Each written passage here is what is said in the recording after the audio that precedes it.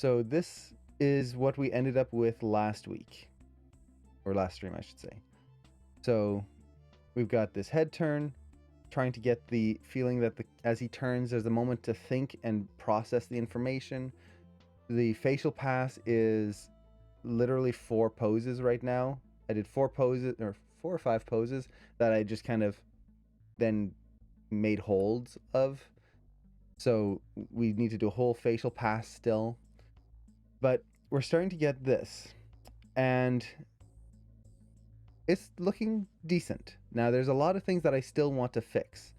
Looking at this, there are things that pop out to me, things that feel like it could be improved. But before we go into that, let's actually look at what happens when we go straight into splines. So I play blasted this before. So right now you'll notice that a lot of this is very heavily animated. So for example, there's this whole section here is on 2s right there. So it basically makes it so I know that that section is going to hold well together. But let's see how everything else kind of comes in together. So this is the first pass of splines. Official splines, where you hit splines and now we're not going back. Now we're starting to use all of the keys that Maya gives us. So this is what we've got, which is actually not bad. It's definitely got some stuff that needs to be improved, especially in the way he moves over, kind of right through here. There's some weirdness happening in the curves, but it's not terrible. The reason being, I put enough information so that Maya isn't ruining things. Now, just kind of as an example, this was an earlier spline attempt before I put in enough keys. This is still not terrible compared to a lot of splines that I've had in the past, but you can see how it doesn't have the same visual interest to it. The head turn is just slow and boring.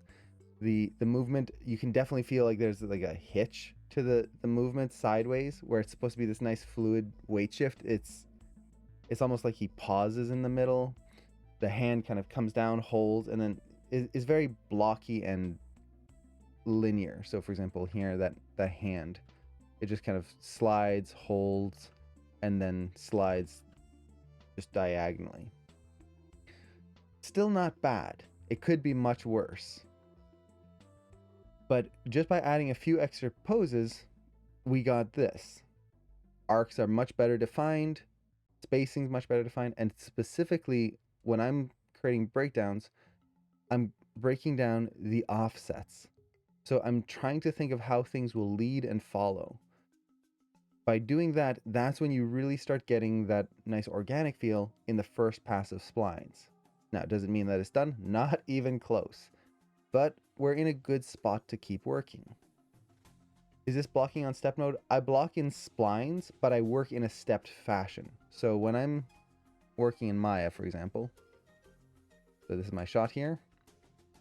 Let's take a look at my keys. You can see this is the amount of keys I have in my timeline. Quite a few. Like I said, this whole section here is on 2s. So is this. So I've got a lot of keys on this. Oh, is the blocking on step mode? I mean the play blast. Oh, no worries. The play blast, this one here, this is splines. This is the step mode version. Right there. So you can see it's very close. So at this point, what we're doing is just trying to refine what we have. I have most of the keys I need, so I don't really need to add a ton more anymore. In certain areas, I definitely will need to, especially the hand waving. Anything that has high detail or like a lot of visual information, that's going to need more and more keys. But at this point, the big thing I want to do is I want to start addressing the main flaws. I don't want to start getting into detail work yet. This is not the refining pass where we're going to start adding finger motion or kind of building in facial offsets and stuff like that. Right now, what I want to do is make sure that the core mechanics are working. For me, the first passive spline is the let's make sure things work. And then from there, we go into the refining where we make things look pretty and interesting and get that extra little pass. So that's going to be the goal here, is looking for all of those things that aren't working, or maybe I missed. So for example, the shoulders, you'll see that in a little bit. Now, is using a tablet easier to animate with? For me, it is. I can animate with a mouse, but I don't like it. It's uncomfortable, and I feel like it just slows me down. Using a tablet just feels way more comfortable. I feel like I work faster. It feels like I'm interacting with the animation versus kind of just poking at it with a stick, if that makes sense. Let's see. I've got comments on one of my shots that I need to have some freshness in my character. I think that is because my character doesn't always move. But do you have any advice about what is moving too much and what is just enough? And what do you do when you're looking at the micro movements in your acting shots? That's a good question. Now, with that question, one thing to keep in mind is that there is no true answer to this because it really depends on the stylistic choice of the shot. So a good example of this is Hotel Transylvania. If you've seen that film, there are a lot of moments when they're going to move and then they just freeze completely. There's no motion whatsoever.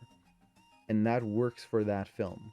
If you were to try and do that in a Pixar film, it might look a little weird. So the first question is, what is the style of the film, or even the style of the character? Some characters are fidgety and they're going to keep moving all the time. Other characters, they just stare and don't move at all.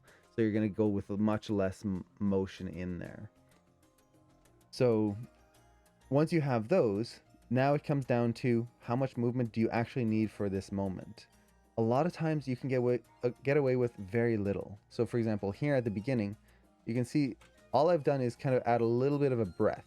And it's a little kind of stilted right now. You can kind of feel like he shifts and just kind of wiggles like this instead of breathing in.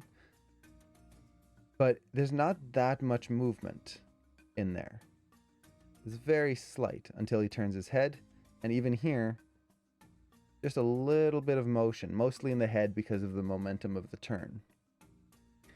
So you can get away with very little motion as long as you've got a good moving hold where a character doesn't just freeze completely. What you're trying to avoid is what's called pixel death, where if you were to look at the individual pixels, zoom in and look at the pixels, they aren't moving whatsoever.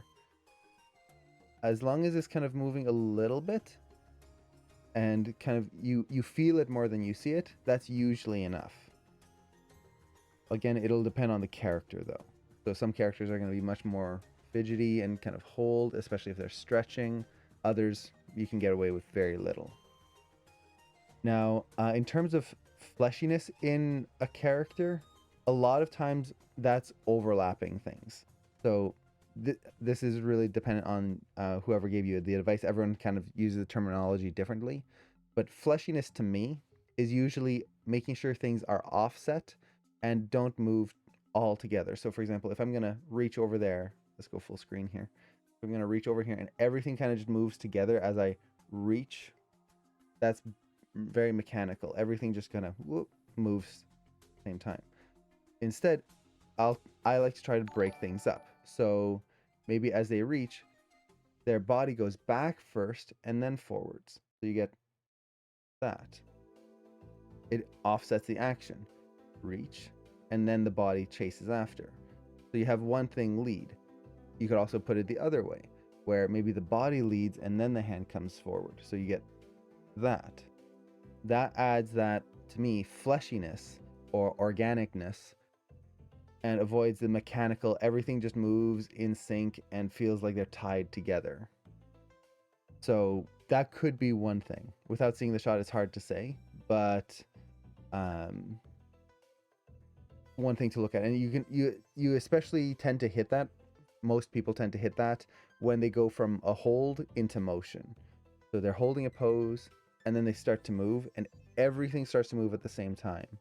Try to offset that. So maybe a character is just holding here and then they're going to go, yay, something like that. I don't know. And everything starts to move. It's like body starts coming up, arms start coming up, everything goes into the yay pose. Instead, keep the arms still and body comes up first and then the arms. And maybe the arms start with the elbows first and then they rotate up. Or you could start with the arms first.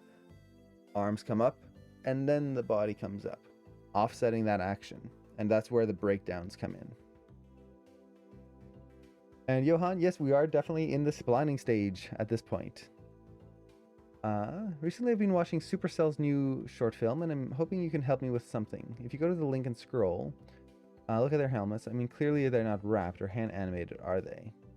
Let's take a quick look at that. And let me share my screen. So you said 145?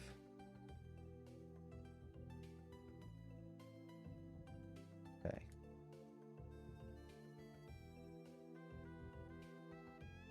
So, oh yeah, these helmets. Oh, they're adorable.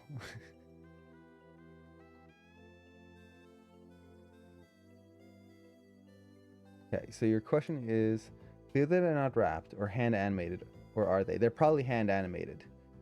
Either that or on like studio rigs and stuff, there will be a kind of dynamic simulation control. So for example, you could put the helmet on the head and then just like turn on a control and it'll just simulate it. So it constrains it to the head, but then basically just inherits the animation from below and simulates the wiggles and stuff.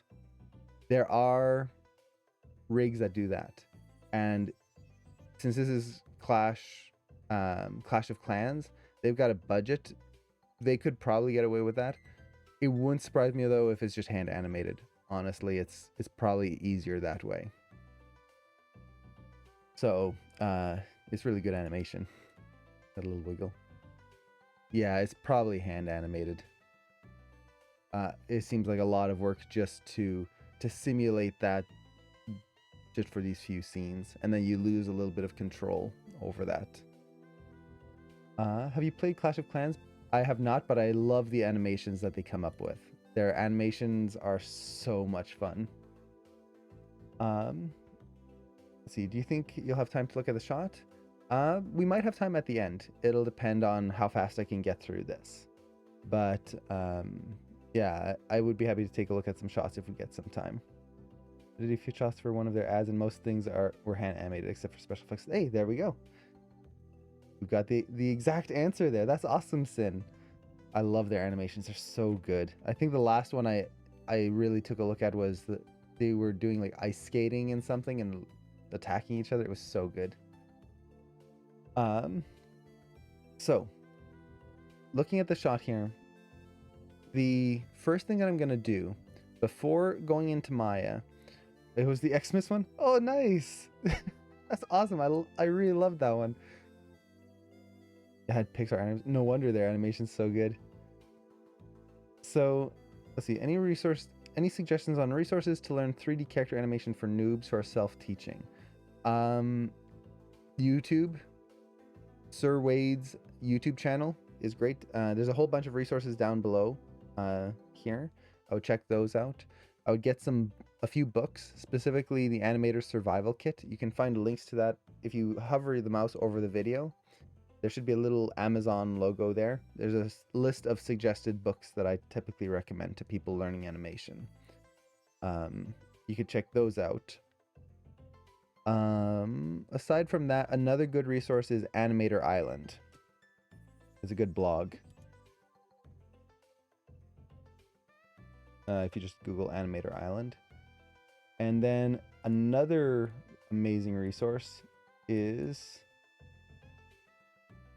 here, which is Sin's collection of amazing tutorials and stuff that she has compiled over her course of learning animation, and it is really good. If you want to learn a specific topic, just go in there, find the topic you want to learn about, and there's a whole bunch of videos and awesome like podcasts and all sorts of things.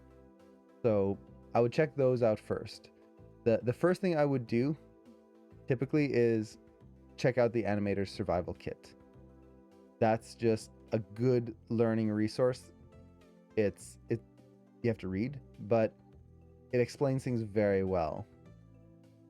And yes, I did use a reference for this shot. This is actually, I just randomly took reference from a demo I had done a long time ago on shooting reference.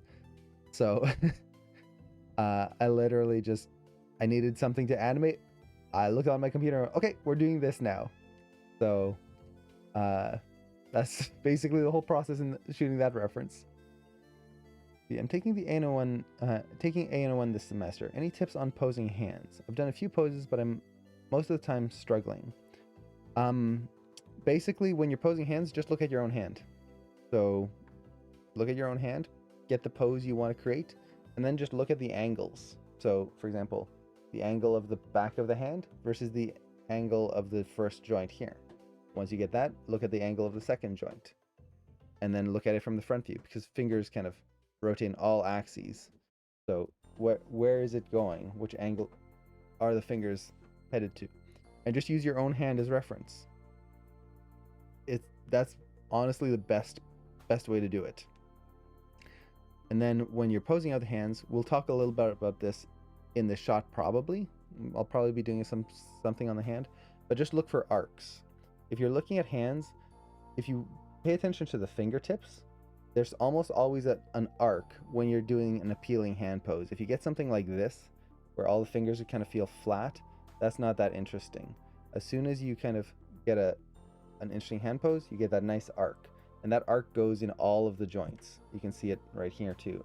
Just that first knuckle, there's a nice arc in there. So, arc in the fingers, look at your own hand. And then don't forget the metacarpals. That's the bones in the hand. They rotate as well. So you're not just rotating the knuckles, you're rotating the actual bones here. You can actually see that rotating right there. Flat, curved, flat, curved. So a lot of times rigs have a cup control that'll do that for you, which is very nice. Let's see.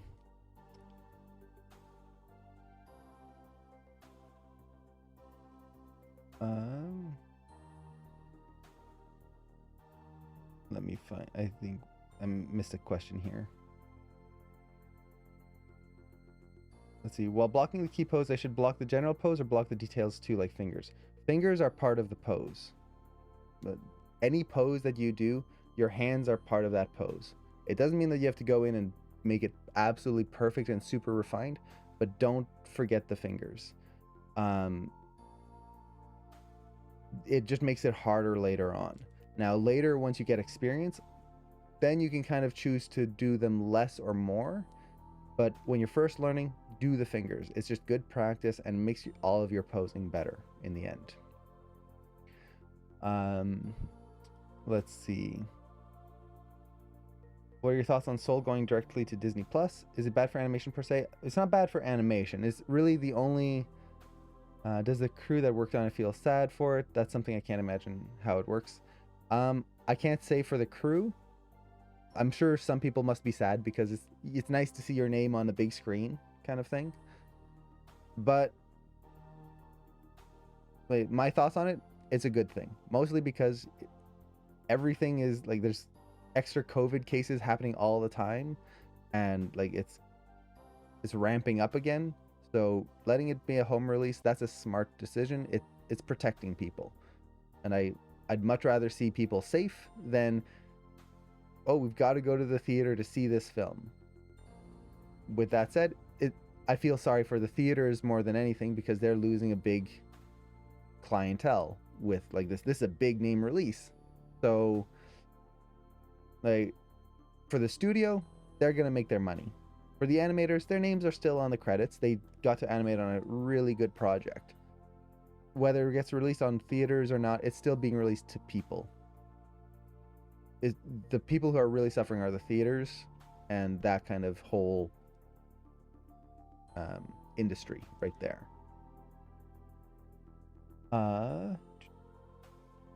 I'm very curious about what I should animate. Do you have any suggestions? Start with bouncing balls, start with basic mechanics stuff. So like the first thing, just study the 12 principles of animation. So do like bouncing balls, just timing and spacing. Do a pendulum assignment where you're animating overlap. Just look at every principle and try to find an assignment that teaches you how to do that. If you want to do a full body character, do basic mechanic stuff. A sidestep, a walk, a character sitting or standing.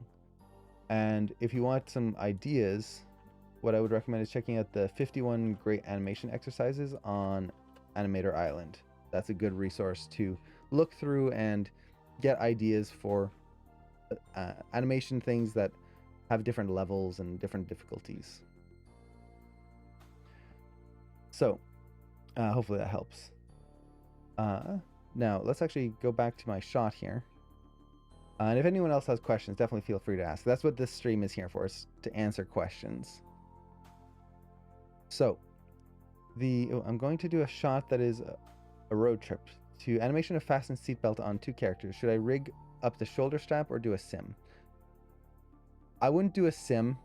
If it's just for a demo reel, a simulation is going to be very hard. And then the big problem is that you're going to be dealing with the fight of making the simulation hopefully work correctly with your animation. Instead, what I would do is a very basic curve. So if you just extrude a curve, I can actually, how do I want to show this? I'll show it basically, but I can maybe come up with a better demo for you later. So if you just create, let's say, a polygon cube, and we're going to make this our seatbelt strap.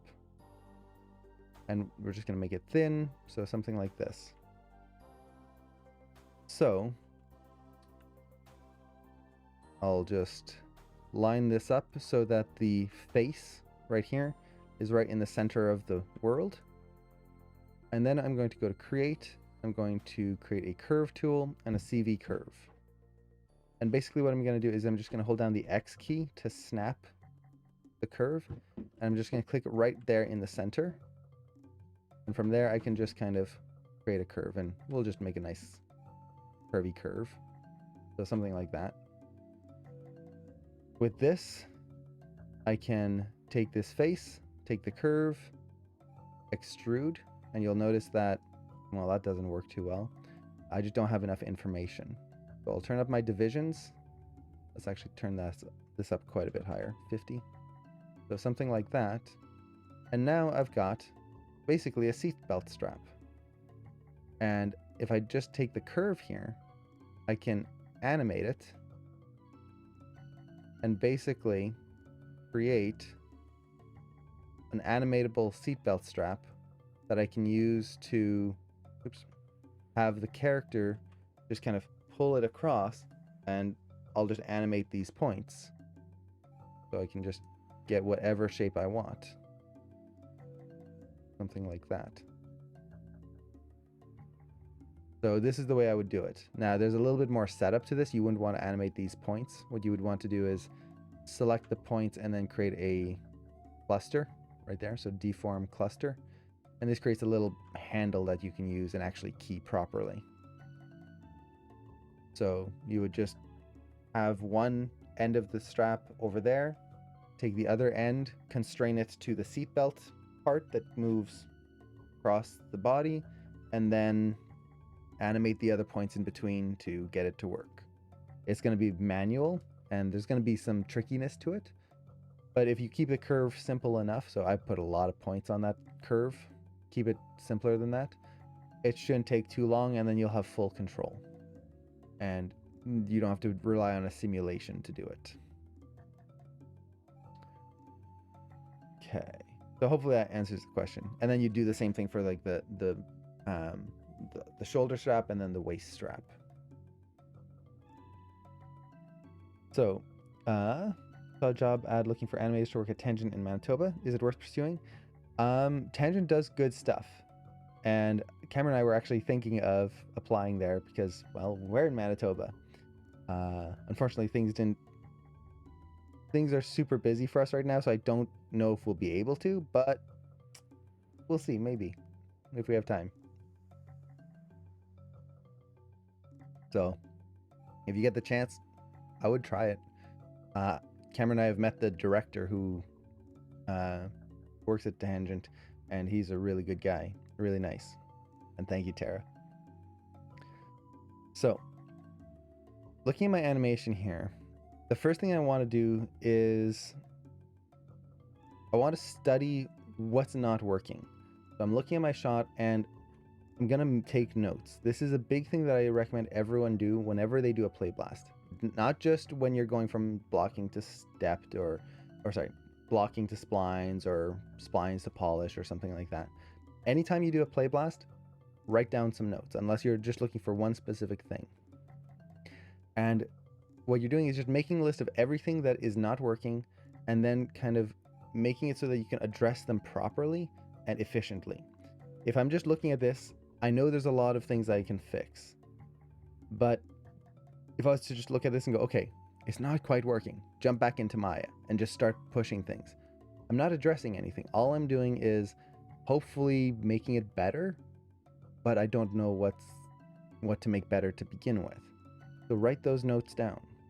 And I usually just kind of analyze the whole shot, start from the bottom, work my way up, or kind of just look around and see what I can spot. So for example, one thing I'm noticing here is, well, the breath doesn't feel like a breath. So let's see. How do I want to write this? Improve breath, we'll put it that way. So right now his breath animation, it just kind of feels like he's just collapsing in on himself. There's nothing in the chest, there's no shoulder motion. It's not feeling breathy, it's just feeling like a rotation. So that's something I'm gonna have to block in and add more information into. Okay, what else are we feeling here? Well, the hand doesn't follow properly. So that's going to be something else we'll need to address. Now that's going to be a little bit later, but at least I have it written down and I know that I need to do it. Let's see, what else? I need to do a full offset pass on the face. So what I mean by offset pass is right now the face is moving all as one unit. The brows, the eyes, the mouth, they're all moving together at the exact same time. The face is a very unique thing compared to the rest of the body, where I really like to start offsetting things and making sure things lead and follow by actually offsetting curves. I do this on the face because it's a lot of controls to try and break down individually and like put a key on everything all the time. But that's something I'm going to have to do in order to get that face to read properly. Without it, I've got decent expressions, but the face is not going to look natural or interesting without that offset pass. Okay, what else am I missing? Well, one thing I'm noticing is the shoulders. Shoulders are boring. I need to exaggerate these. If you look at the whole shot, the shoulders aren't doing anything. He's getting excited. He's like getting that excitement of seeing someone. At the beginning he's bored. I should be able to exaggerate those shoulders, get that up and down in there. I've got like a little bit in the one shoulder right here, but that's it. The shoulders just kind of feel dead otherwise.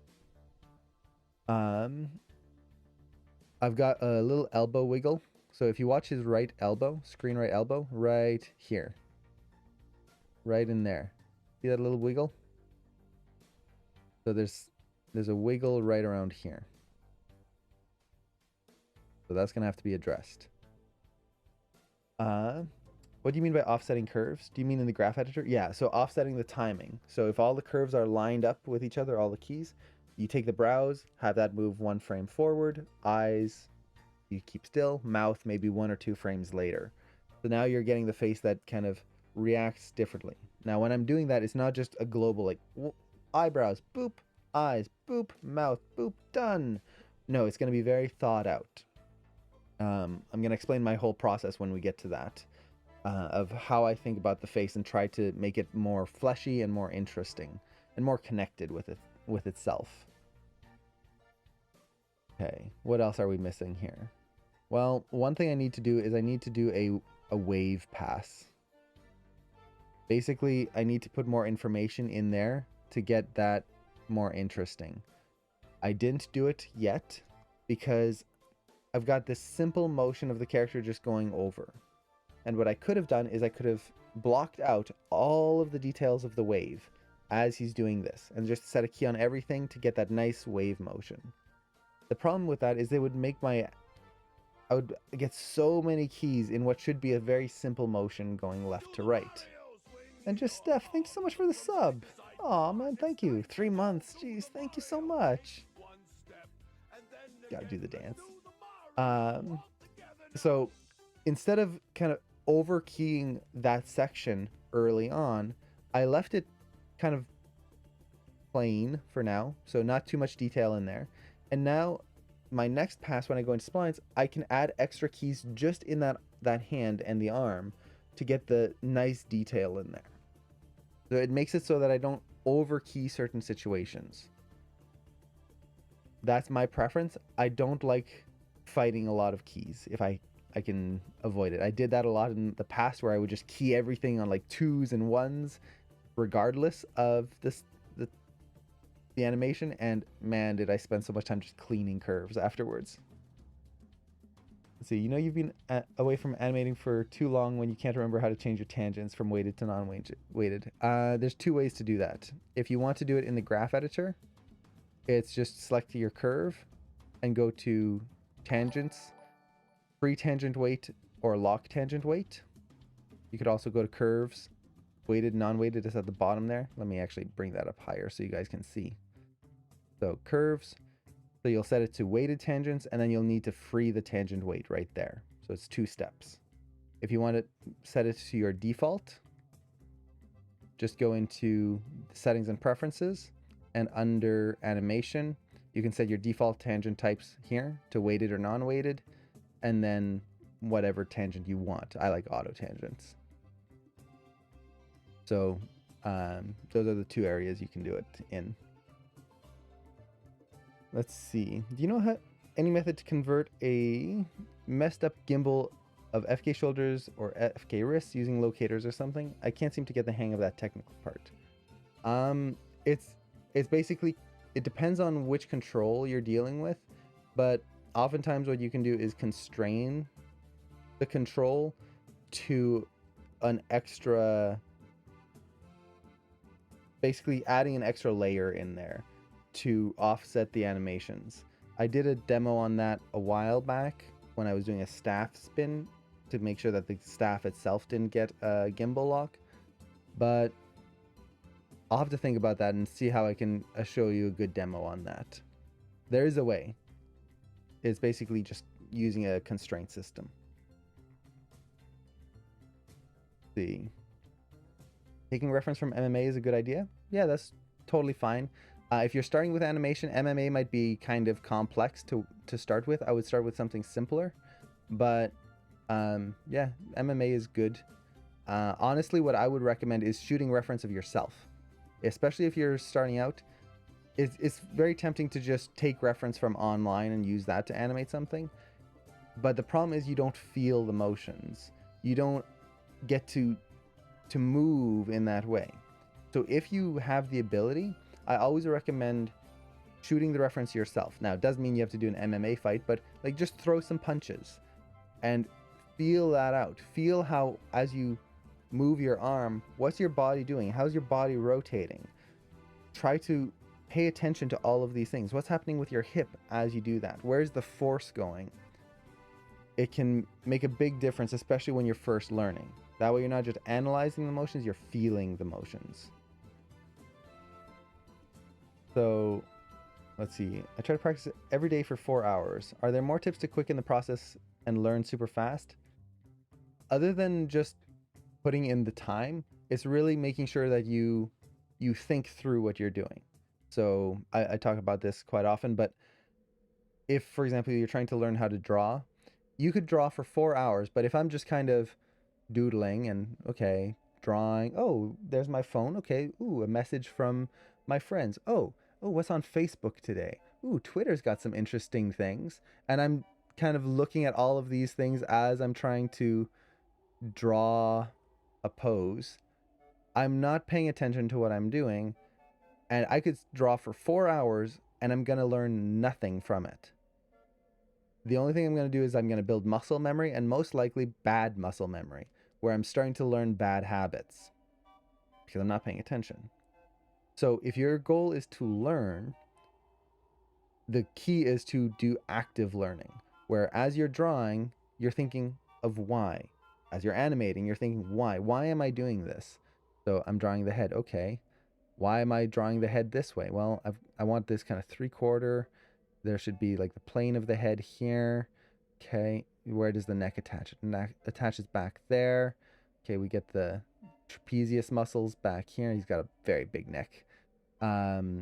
Let's kind of draw in the chest. Okay, why am I drawing the chest like this? Well, there's the latissimus muscles back here. We get the torso here. I'm trying to think, and you can, like, as long as you're thinking of something, that's the important bit. It could be, okay, think of the line of action. How do I want this pose to flow with this line of action here? How can I make this feel interesting with this one line through here? So you pay attention to what you're doing. It makes it harder because you have to turn off all distractions. Try not to watch a YouTube video on the other monitor. Listening to music, that's everyone's a little different on that. Even if you're watching something that's kind of like, let's say you're listening to a YouTube video that you've heard 100 times before, so it's just kind of background noise, that's okay. But if it's something that you're trying to pay attention to, no. Don't listen to something that you're trying to pay attention to, because that's dividing your attention span, and you're going to be missing things that you're supposed to be paying attention to in your animation. So that's going to be the biggest thing, is active learning. Don't let it be passive learning, or worse, doodling. And I know it kind of seems like a simple, like, well, yeah, just pay attention. But honestly, it's the biggest thing that I see a lot of students run into as I'm teaching. So anyone who doesn't know, I teach an animation mentor. And one of the biggest things is I see a lot of animators and students who every week they're trying to improve their shots, but they are not thinking through their shots. They're just following the motions. Oh, I have to go into splines today. Hit splines, clean up some curves. Why isn't my shot looking good? Sometimes it's just like learning, but other times it's that they just weren't paying attention. They were just doing the motions of animating instead of thinking of animating. So hopefully that makes sense. Let's see. Is there any extra benefit for subscribers? Unfortunately, not right at the moment. I've been trying to think of benefits that I can give for subscribers, because I do really appreciate anyone who subscribes, and I want to kind of give back. The only problem is that I don't like putting things behind a paywall, because for example, I could do something like, if you subscribe, I'll give you reel reviews, or I'll look at your demo reels, things like that. But I don't want to put that behind a paywall. I want anything that I give, I want to be able to just give to anyone, regardless of like monetary situation. So I've been trying to figure something out ever since I started getting subscribers, and it's like, I haven't found anything yet that I can give to subscribers, but that I'm not leaving everyone else out of the loop. If that makes sense. Uh, I hope that makes sense. Let's see. Don't have a question. Just want to appreciate you and what you do. Oh man, I really appreciate that. Oh, cool. You're from Kenya. That's awesome. I know a few people from that area. I've always wanted to visit there. It looked, or from what I've heard talking to the people who live there, it's just beautiful. Baller gives us so much. Yeah, but I want to be able. It's like Patreon. Everyone tells me I should make a Patreon, and it's like, but I want to give something to you guys. Like, if you're gonna subscribe to a Patreon, like, you should be getting something, but I don't know what it would be. The tricky part. But let's see. So, like, going back to this, is just taking a lot of notes. So, for example, one thing I'm noticing is this elbow slides. It should feel like, if he's putting it on his hand, it should just kind of feel locked on. There should be pressure on there. It shouldn't slide around. That hand is feeling very stiff. I actually didn't really do any animation to that whole arm, so I'm gonna have to do a whole arm pass on that at some point. At least now have the emotes. Yes, at least you have the emotes. Yay! And oh no, I'm gonna have to take 4 sips. You guys are gonna drown me.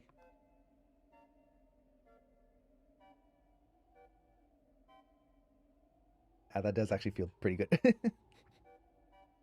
um, so another thing I'm noticing here is again. Another thing I'm noticing is this leg kind of moves a little stiffly as well as it comes out and kind of lifts up. Even though we don't see the legs, I'm really trying to focus on how the legs move under the character here. So that's kind of moving a little stiff. And my favorite part when I started looking at this pass that I didn't realize that I did when I animated it is he's slapping his thighs together. If you just look at his legs right here, he just slaps his thighs together and is like bouncing one leg off of the other. I'm gonna have to fix that because at this point he would pretty much damage his knees by doing that. Um, so slap. Gotta gotta reduce that. We're also getting a little bit of a knee wiggle. If you look at the screen left leg as he comes down, there's just a tiny bit of a pop right there. So that's going to be something I need to address. I need to do a hip pass, just in general. I like to do hip passes because the hip is what kind of determines how most of the animation looks and kind of feels. I guess a lot of the core timing in there. So if I can get a good hip pass super quick, that's going to be nice. And a hip pass to me is just kind of the translations, rotations, making sure that they work with the idea that I want. Let's see. The body feels like there's a wiggle in the spine. Somewhere around here. As I look at it, there's like right there. I think it's the rotate Y. The wiggle RY. Bonjour Tiki. So I could keep going with this. Honestly, if I was doing this on my own, I would just keep looking at this until I got a list of like 50 different things. Just everything I can think of. So even though we don't see it, one thing I know I have to do is a neck pass because I didn't actually animate the neck for most of this. I need to do a finger pass. So finger pass. You just write all of these down. Make sure you get as much information as you can.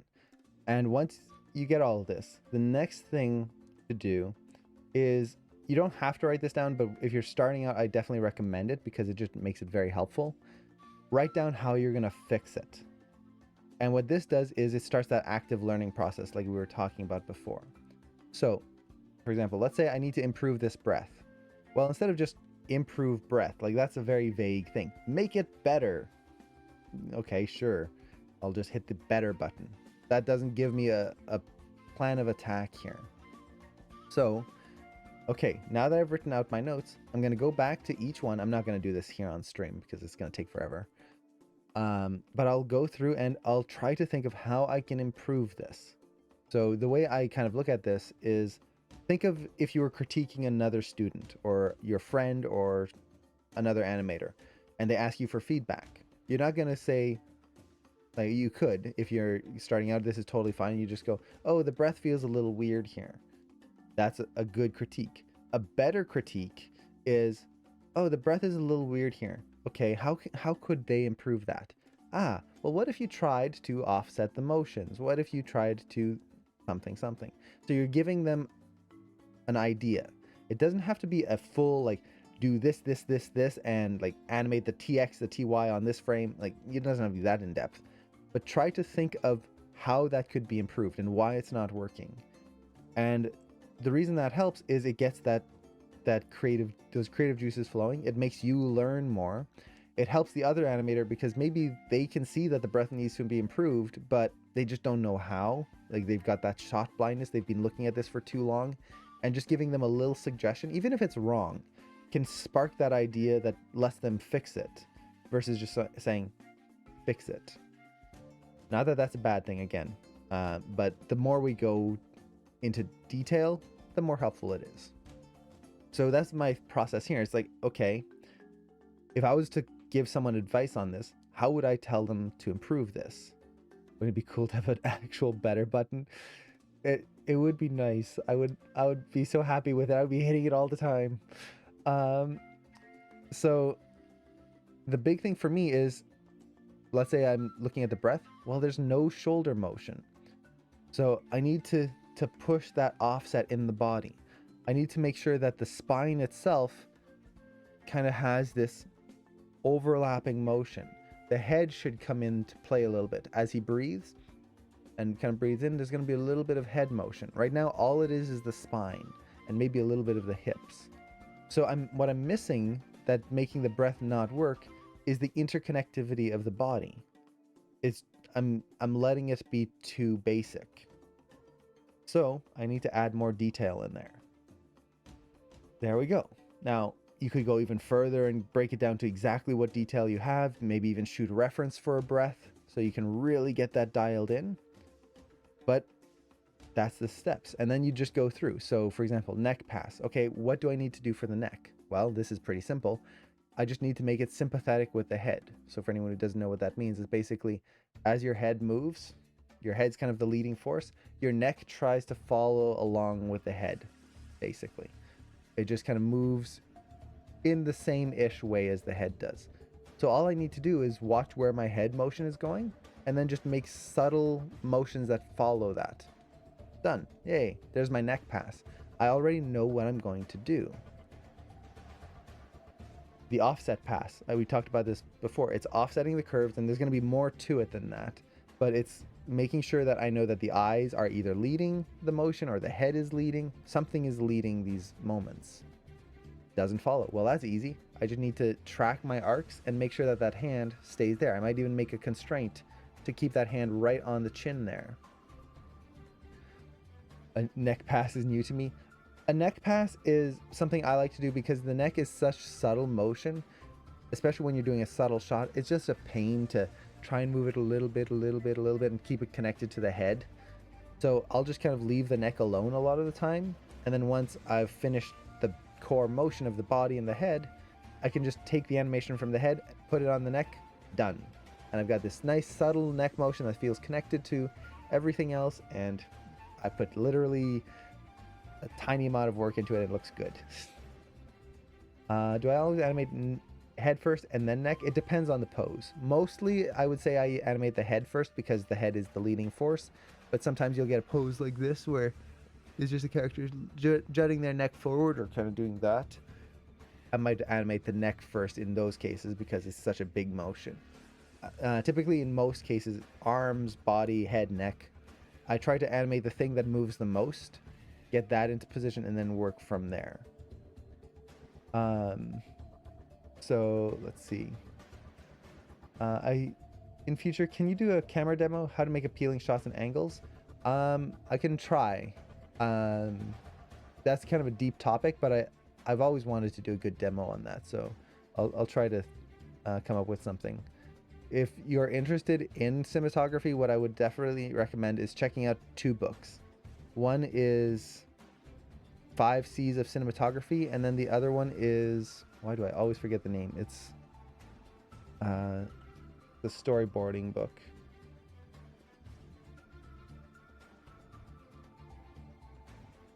What is it?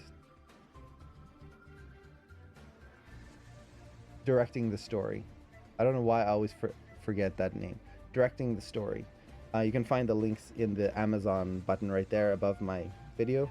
If you just hover over the video, it should show up. Those books are really good for learning cameras and all of that stuff.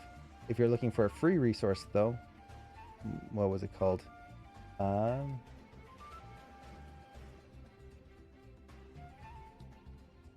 There we go. I would recommend checking out this site, Studio Binder. This is basically the best guide to cinematography online that I've ever found so far. And it's basically just everything. What are camera shot sizes? What are they? How can you use them? They have examples from different films. They show like the types of shots, like a point of view shot versus a over the shoulder, the different kind of camera focuses, the camera motions. If you want to learn about camera stuff, check this out. It's really good. So wouldn't it be cool to have a actual do you always animate? No, got that one already. So usually do you turn on global for neck and head, or does it follow the body?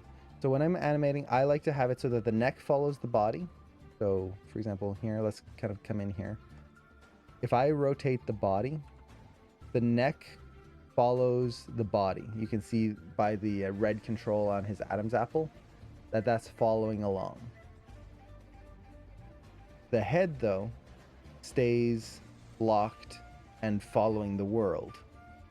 The reason I like this is because our neck, as much as it's sympathetic to the head, so it's going to inherit a lot of motions that the head does, it follows the body. If I tilt my body this way, the neck is angled with the body. Our neck is part of our spine that goes from the top of the neck all the way down to our hips. Our head is separate from our neck. Anatomically, it's just sitting on top of the neck on a pivot. The neck is attached. The neck is the spine. It's all one piece. So I want that to feel like one solid piece, and then the head can pivot over top, instead of taking the neck and having it follow the head, and then getting this disconnect down here. That makes a character feel like, well, they've got like a broken neck. So that's my typical approach. It changes depending on the shot, and if I'm doing a creature shot or something like that, it can change quite a bit, but that's my usual approach. Let's see. So, like I was saying, the next stage here is go through all of your notes and try to find a solution. It doesn't mean that you have to write it down like, oh, the hand slides here, well, I'm going to have to do a constraint from this control to this control and like all in depth, but at least think it out and write down kind of a simple plan of attack. So, oh, the hand slides? Well, I just need to make sure that the elbow stays in place. It's the elbow that's the problem. Okay, I know I have to fix the elbow. So you write all of these down, put it into a list, because the next thing that's very important is that you need to number that list. This is going to be the biggest thing that speeds up your workflow and avoids you wasting time. There's a lot of things in here that if I started fixing, I would basically have to fix things twice. So for example, I know I have to do a hand pass on this control here. So I've got to do a full hand pass on that. I also have to fix the elbow so it doesn't slide on that hand. Well, if I animate the elbow first, make sure it's locked in place perfectly, and then I animate the hand and move it around, all the animation I've done on that elbow is gone, because I have to redo it and lock it into place with the new movement of the hand. So you want to number your shots, and the thing you're thinking of is, which one do I have to do first? Usually it's things like the hips. That's going to be first because it affects everything. Okay, then the spine, because that's going to affect all the arm stuff. Then shoulders. If there's big shoulder motions, that's going to affect all your elbows and wrists. If I'm animating, if I need to do my neck pass, but I have to do a big change in the way the head moves, I'm not going to animate the neck in this case, because I need to make sure I know what angle the head's going to be at. So by numbering these, you basically make a list of everything that you need to fix, and then the exact order you need to fix it in so that you do not repeat animation or waste time. It is super helpful because if you don't do that, it's so easy to just go, oh, I need to fix the elbow. Yay. And then you keep animating. Oh, I need to fix the hand. Wait, didn't I fix the elbow? Okay, well, fix the elbow again. And you're wasting time just repeating these things over and over and over. Don't do that. So make a list. Now I'm just going to leave this here because I've kind of got it in place already. But I would actually recommend writing it down on a notepad or at least typing it out somewhere. That's very helpful when you're starting out. So with that, let's actually jump in.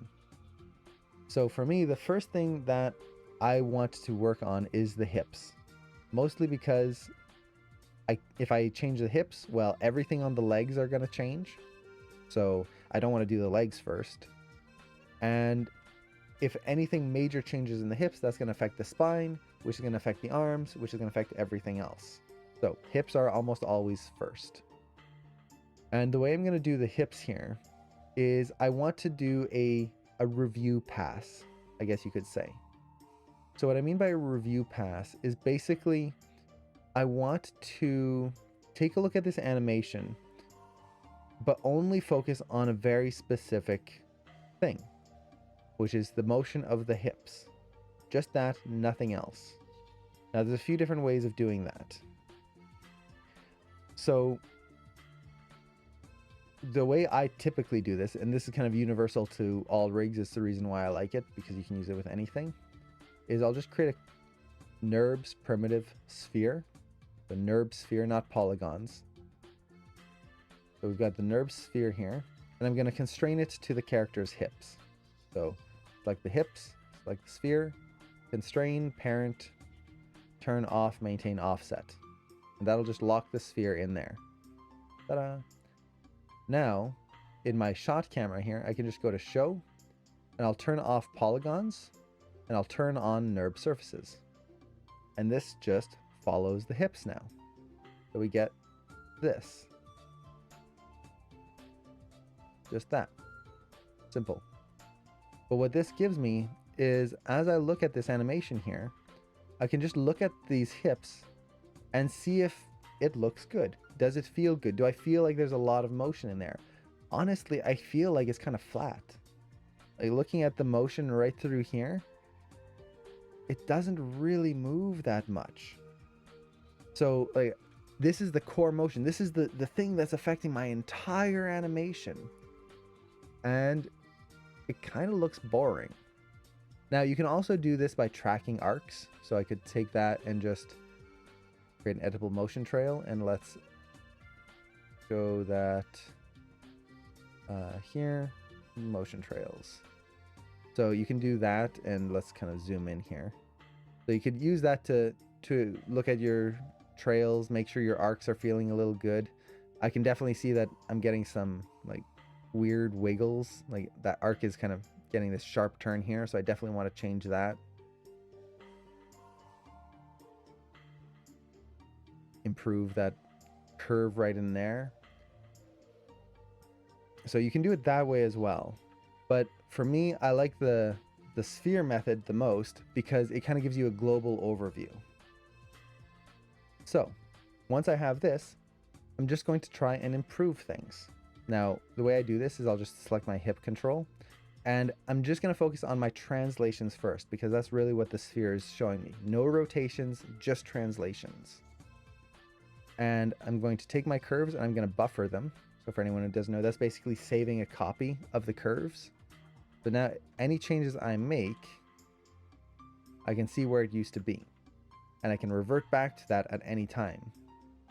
Basically what that gives me is a super undo button. So I can make a bunch of different changes, try things out. If I don't like it, undo, try it again. Very nice. I tried to rotate my feet to fix knee pops, and the axis control is being way too sensitive to slightly adjust.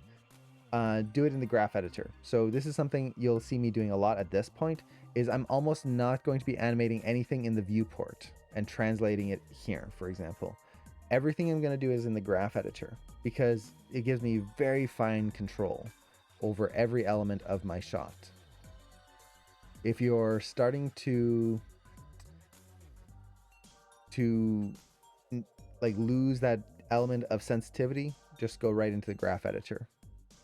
So for example here, one thing that I know is causing this little weird wiggle here at the beginning, that kind of odd squareness, is that my tangents in Maya, and this is going to be one of the big things when you go into splines, your tangents are going to be causing some issues, specifically at the beginning and end of your shot. So if we look at our tangents here, let's actually just look at this one curve. You'll notice that that curve is flat at the beginning, but then the rest of the animation kind of just is kind of going nice and speedy. All of my tangents at the beginning of my shots are all flat. So here, oh, look at that, flat. Translate Z, look at that, flat. Everything is flat. Every rotation, every translation, everything. And basically what this means is at the start of the shot, what you're going to get is the feeling that the character is sitting still and then begins to move, instead of the character already moving when the shot began. The character is not waiting for the director to TL action here. He's already living in a world. He's breathing. He's existing. So one of the first things I like to do is just make sure that my tangents are not all flat at the beginning. So let's just do a quick pass on that right away. And that's going to start helping quite a bit right from the start. So we've got that. Now let's kind of look at the big changes first and then work our way down to the small changes. So big change is feeling a little flat. So that's going to be my translate Y. It needs to be exaggerated a little bit more, I think. So where can I exaggerate that? I don't want to go too high or else I'll pop the knees. But maybe I can push this section here a little lower. I'm just going to take that. Just going to bring it down. And right now I'm not worried about getting things perfect. This is spline pass, not polish or refining. So what I'm really trying to do is just get these big changes in place so we can feel it in the animation.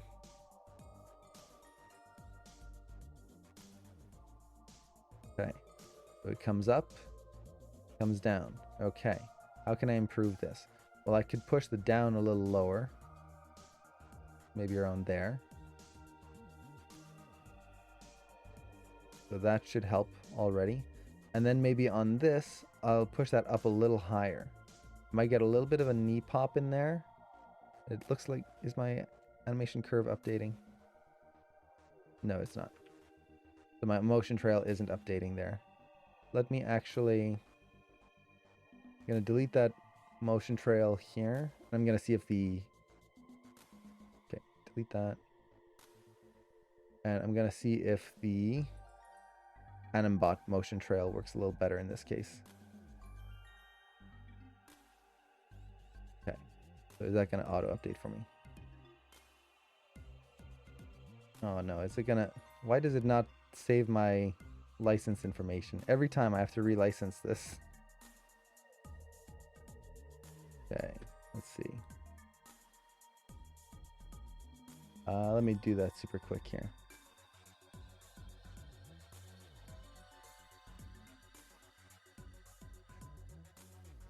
Okay.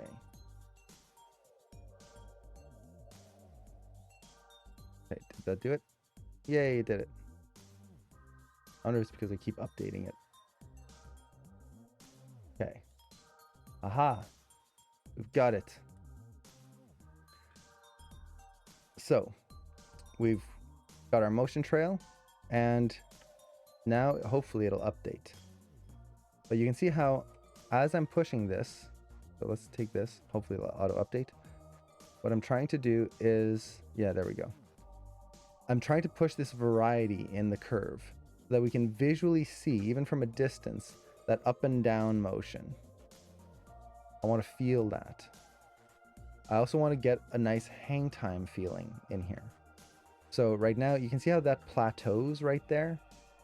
That's okay, but I want it to feel like a bouncing ball. I want to get that really nice weight in there, in that whole curve. So let's try to exaggerate that plateau, or not the plateau, the bouncing ball feel. And the way I do this is now I'll start to actually tweak my curve. The black line, that's my buffer curve. So I saved a copy of my old curve, and basically what it gives me is the ability to undo everything that I'm tweaking here. So if I find out that, oh man, I just ruined the hips, I can take the whole curve, hit this button right here, and it swaps the curves.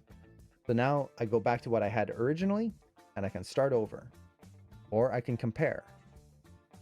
So it just gives me that power to not break everything. Okay. So one thing I'm noticing, right, where is it? Curve comes through, he goes up and then down. Kind of want to add a little bit more information in here. I don't like how this kind of feeling flat. So I'm going to insert some keys now. At this point, I don't care about keeping all my curves nice and even where there's always a keys on the same curve or all together. That's not the point of splines to me anymore. At this point, what I'm trying to do is I'm trying to make the animation of each section feel as good as possible. So get that nice curve in there. I wonder if I can maybe add a little bit more hang time here. Kind of on this curve upwards. So we're kind of pushing that. I'll definitely clean this up. This is just messy. I might even delete some keys. Just simplify curves. Like, there you go. Nice and clean. If you don't need keys, you don't have to keep them all. So for me, splining is... I mix splining and refining to an extent.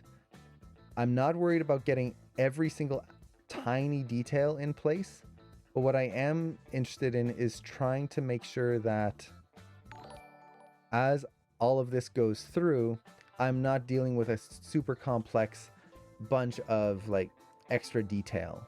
If I don't need a key, it's just gonna be getting in my way. So I kind of want to try and exaggerate that up motion here a little bit more. Right there. Comes up, down. Now here, as it comes down, it's kind of feeling a little linear. So I might try to exaggerate this just a little bit. So kind of focusing just on that. Comes down, comes up, maybe a little bit more hang time here. And let's not ease that in quite so much there. So I'm just trying to think of my curve. I'm thinking through everything. Like I was saying earlier, this is not just moving curves to make things smooth. Sometimes I would want to have a hitch in my curve. I want to have that little extra bump in the curve.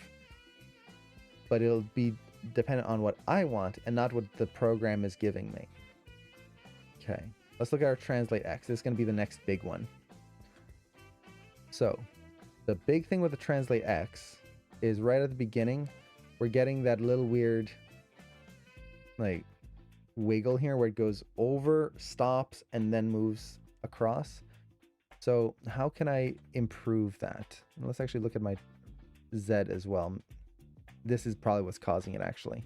You can see it in the curve, how it's just kind of slamming in right there. So, thank you for the reminder.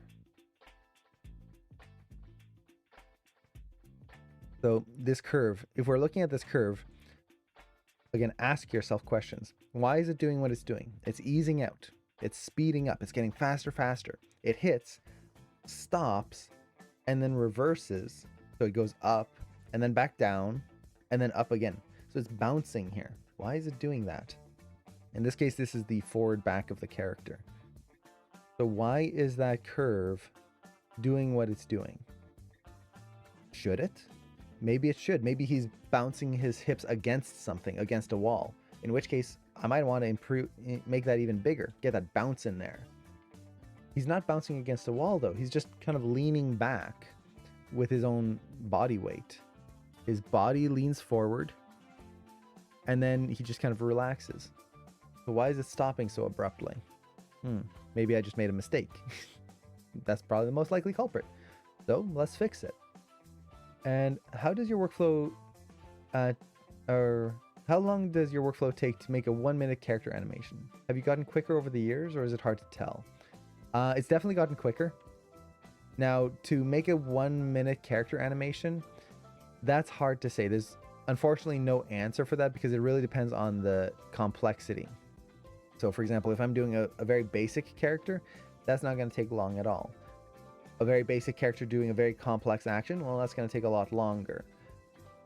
For 1 minute, that character is going to be doing a lot of different things. So there's no real answer for that. I tend to just kind of aim for, instead of aiming for speed, I try to aim for understanding. The more you understand a shot, the faster you're gonna get. And it's amazing how fast you can get. So this is kind of a very basic example, but when I started learning animation, it took me 2 weeks to get a ball bounce to look decent. So that's 2 weeks of studying, of really paying attention to every little element I possibly could in a ball bounce, just all sorts of extra study and stuff like that. And my ball bounce looked okay. It looked decent, we'll put it that way. Nowadays, I could do a ball bounce in 5 minutes, not even, like probably 2 or 3 minutes to do the same level or better quality that took me 2 weeks to do. And that's not an exaggeration. I timed myself. So you do get much faster. And the same goes with like facial animation for everything. The more you understand it and you understand the reasons why you're doing something, the faster you'll become doing it. Now, with that said, you can try to push yourself to be faster, but if you don't have that understanding, it's gonna be tricky to get right. You'll end up wasting time trying to repair things instead of just doing it in one pass and then like done. And you can see it like with this shot where like I went into splines, and because my workflow and because I understood why I'm putting keys in, my very first pass of splines, if I hit play here, is not broken. It's not right. It still needs work.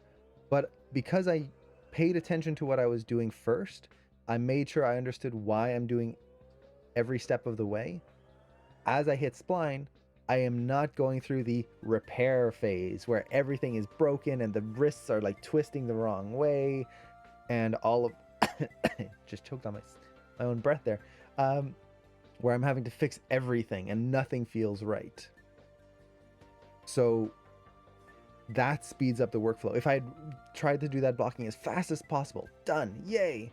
Well, now if I didn't do it correctly and I forgot to do some things, I would be now spending time fixing everything that I didn't do right. I know it's not it's kind of a non-answer to your question, but it is kind of the big thing I really try to get people to try, because it makes a huge difference. I saw that myself because I would try when I was learning animation. I was always trying to find the ultimate workflow. How can I push my animation to be like super fast and the one golden ticket that's gonna make me an amazing animator?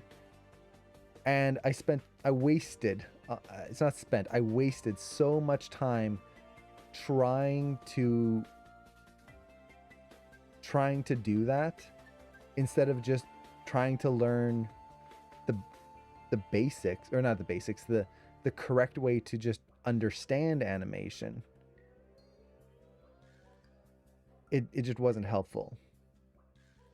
And Tej, hey, hello. Hope you're doing well. See, have you ever tried buffer curving your neck curves, then copying the head and pasting it onto the neck? That's probably what I'm going to be doing. That's exactly what I'm going to be doing. Is I'm just going to copy the head animation onto the neck, offset it, and then that's it. It's something I think I've shown it on stream a few times. Just using your curves you already have to exaggerate your animation and basically polish a shot super quickly. And like I was saying earlier, because the neck is basically it's sympathetic to the head, we can get basically most of it done in no time. So let's take a look here. I'm trying to ease out this curve right in here. So trying to get that nice roundness. It's very hard to see. For some reason, the motion trail is not showing up super clearly. But I just want it so that when it hits, it doesn't lock. It's very subtle. But I want that nice easing motion there. So let's look at that. So it comes in, stops, holds. I might even, we'll see. I might tweak that a little bit. Now it comes through. This is feeling a little off, so I'm going to tweak my curve here. So let's take that in there. Comes through, goes fast.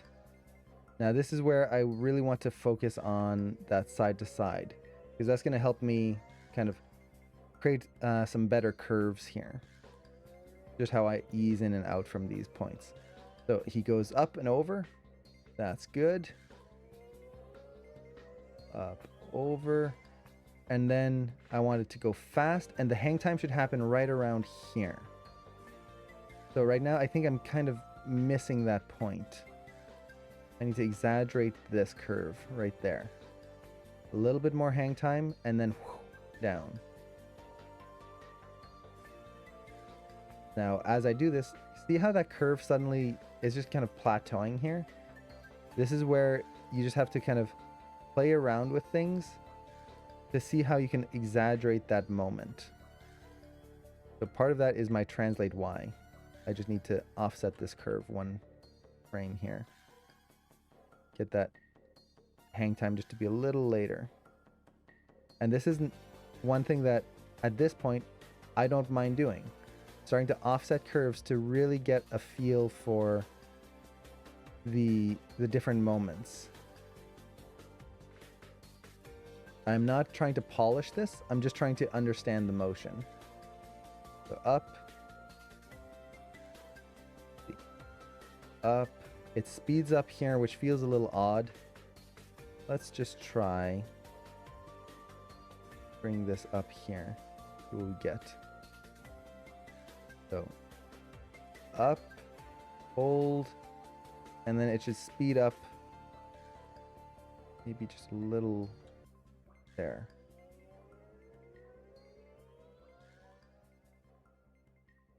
So just trying to exaggerate that curve in there. And that arc. Okay. So let's clean up our curve here. Don't need so much key information right in there. Nice and smooth. As he comes down, I want that nice speed up in that curve. And then I feel like as he comes down, the momentum needs to carry over a little bit more. I'm going to bring that down and just tweak my curve a little bit. So now as it comes down, what I'm trying to do is the momentum comes down. As he comes down, that's going to build speed. When he hits at the bottom, what was happening is he hit, stopped, and then moved up. I want it to come down, and once he hits the bottom, the lowest point, all that momentum that he built up has to go somewhere. It's going to go screen left or right, mostly, or he's going to bounce back up. I don't want him to bounce, so I'm going to let that momentum carry through here. So it comes down, and then we get that kind of up, and then it slows down. So I'm thinking through this curve. Why do I want this to happen the way that it does?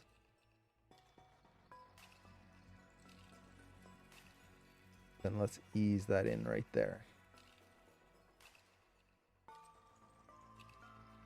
So this should get us that nice feeling of momentum in there. I think I can also push my translate Y curve a little bit right here. maybe just lower that a scooch more. Just to get a little bit more of a dynamic curve right in there.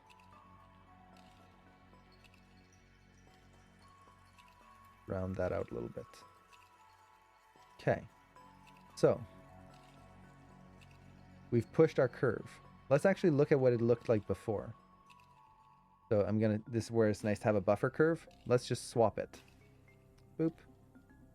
So if we look at our curve, see how flat it is? Where the peak here and the peak here, there's not much of a difference. The low point here, there's not that much.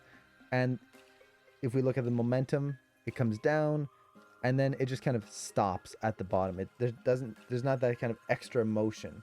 He's basically going to have to stop himself and then change back into the same direction. And then V back. Now we've got this. Bigger contrasts. We kind of exaggerated our lines and we're hopefully pushing the momentum a little bit better there. Now at the beginning here, I kind of feel like I need to push my translate Y just a little bit more. Kind of feels a little flat right here.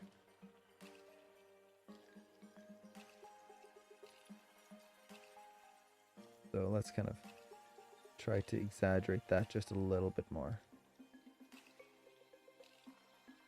And actually, I'm going to tweak it, I think, a little bit. Where I kind of want this to be the lowest point around here.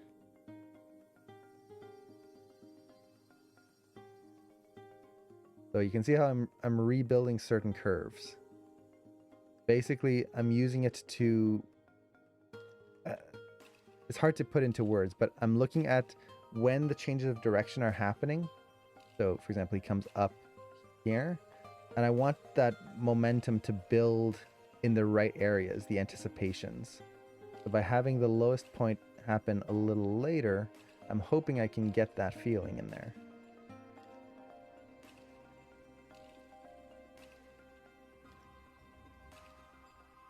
We'll see. I think I probably pushed it a little too far. Yeah, too far. Let me undo. I'll tweak that once I have the rest of the body because I have to do the breath in there anyway.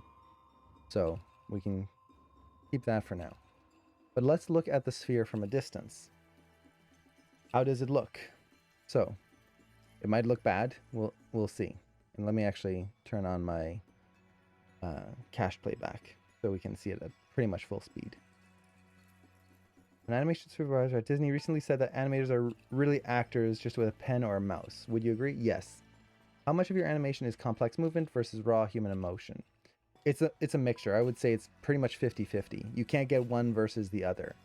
As much as like emotion is like it is good. You want that emotion. If it's just body mechanics, it's boring.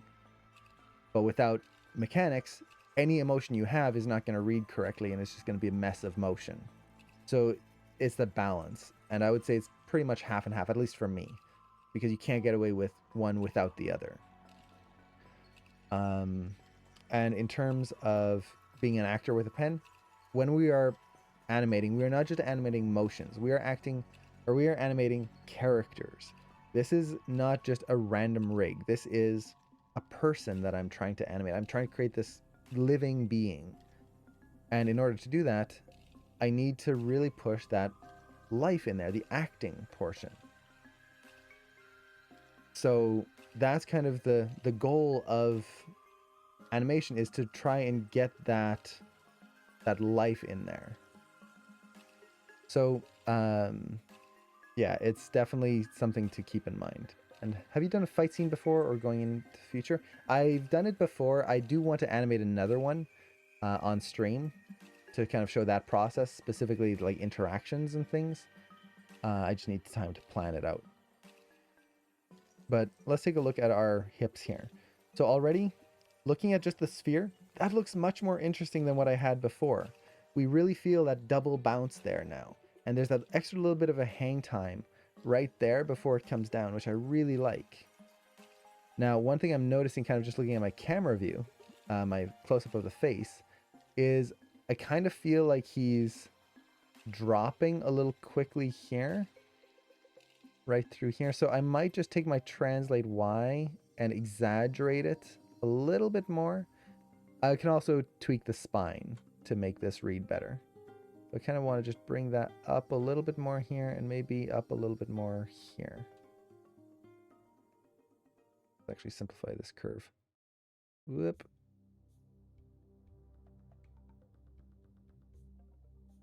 So something like that. Nah, too simple. I don't have the control I want. Whenever I'm trying to simplify curves, the big question that I always ask myself is, am I losing control of the curve?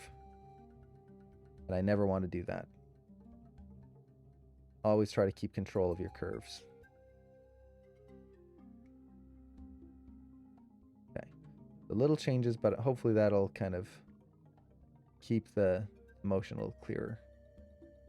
Okay. So he comes through. Yeah, that's a little better. So that's the hips, pretty much. At this point, I can just bring back our character and we'll see how it looks. Oops, not camera. Polygons. And we'll see how it looks from a distance here. I can also just remove the motion trail because we don't really need to see that anymore. So let's see how that feels. Yeah, already we're starting to feel those hips are more interesting. Now, right now I'm just looking straight at his hips, at the pink boxing shorts there, or boxers. But if you kind of take a step away, so let's minimize that, and just look at the animation, kind of focus on his face where you would focus on normally as we're looking at the shot, it's just more interesting. Because if we look down at the hips, they are interesting. So that was the whole point of doing that one pass. It takes some time, but now I know that the whole shot is going to be just more visually dynamic because of that. And I can work with the rest of the shot to make that work better. So hopefully that made sense. The whole reason why we did that pass there. And it works for subtle shots and it works amazingly well for complex action shots. So with that, the next thing I need to do is actually tweak my rotations. So we haven't really touched the rotations of the hips yet. Now the rotations is specifically going to be in this case, the Z and the Y. That's the ones that we really want to look into. And what I'm going to do is I'm going to do a connection pass with this. So what I'm basically going to look at is the angle of the hips here. Let's do the Z first. And I want it to feel like as he shifts his weight, let's see. I see you're using cache playback. Are you not experiencing more crashes with it? Not really. I don't usually get Maya crashes, honestly, which is kind of weird. You'd think I'd get more. If you are experiencing a lot of Maya crashes, one setting I highly recommend turning off is GPU override. I don't have that turned off. Let me turn that off. That can speed up or avoid a lot of crashes, depending on what programs you have running. So let's look at my rotate Z. Now the rotate Z is the angle of the hips, side to side here. And basically what I want is that as the character shifts his weight, I need to feel that those hips are reacting to that weight shift. So for example, here, he's sliding sideways. He's going screen right, which means that he's putting more weight on his screen right leg, which means that I could go two ways. I could either have it so that that hip goes up on that side. So as let's kind of do this, we get that feeling where as he puts the weight onto that leg, we get that rotation of the other hip relaxing. Or I could push it the other way where he's trying to lift his other leg here. So the side of the hip on that side is going up. Both are correct. Again, this is where you have to ask yourself, what do you want?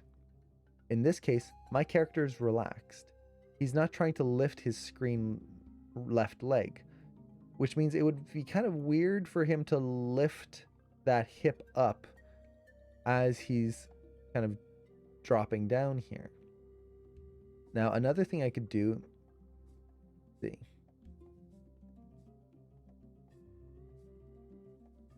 I'm just looking at the animation, like, and let's actually turn off the NURBS here. So the other thing I'm trying to think of is how does my animation play out already? Because I don't want to change something at the beginning and then ruin everything I've kind of built up earlier. So it's always good to scrub through. In this case, let's actually look at the big moment here. As he's kind of shifting forward, his hips tilt, screen left, and he kind of has this little waving motion here. I like that. I can try to exaggerate it maybe a little bit. So maybe make this just a little bit bigger. I'll have to adjust the spine. But right now I'm just focusing on the hips. And, okay, good. I've got the buffer curves in place. So he's dipping down. So one thing I could do is as he's lifting this leg here, let's try to anticipate that a little bit more. He's lifting that leg. So let's lift that hip on that side too. Now we get that motion. Now we should actually lift that hip as he's lifting the leg. So it's probably going to be starting around here. So now, see how that little difference right there. Just got Luigi's Mansion 3 yesterday. Nice. I've been playing that game and it's so good. The animation in there is beautiful. At some point I want to do some analysis on those animations. They're so good.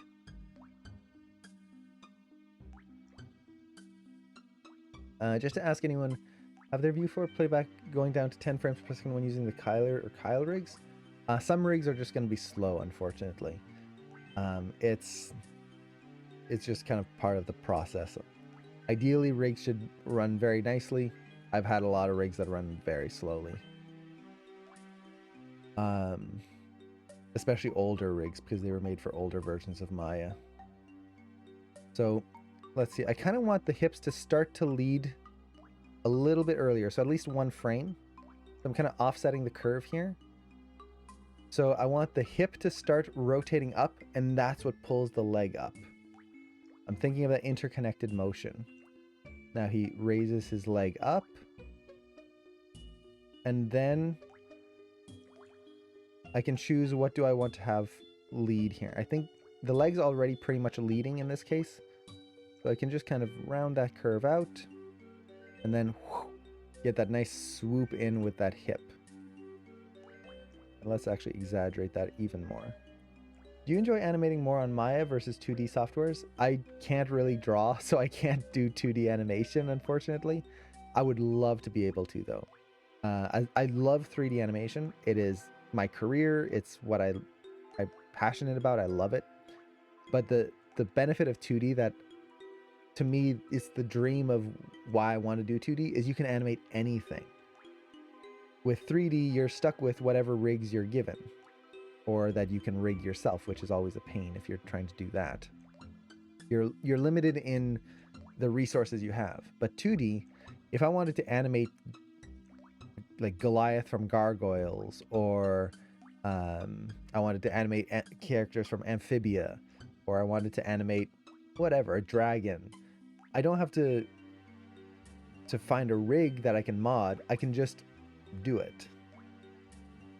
What are the darkened keys? That's the buffer curves. So buffer curves are a way to save your curves, and kind of it's like a super undo button. At any point I can swap between the old curve and then the new curve, and I can compare my animation.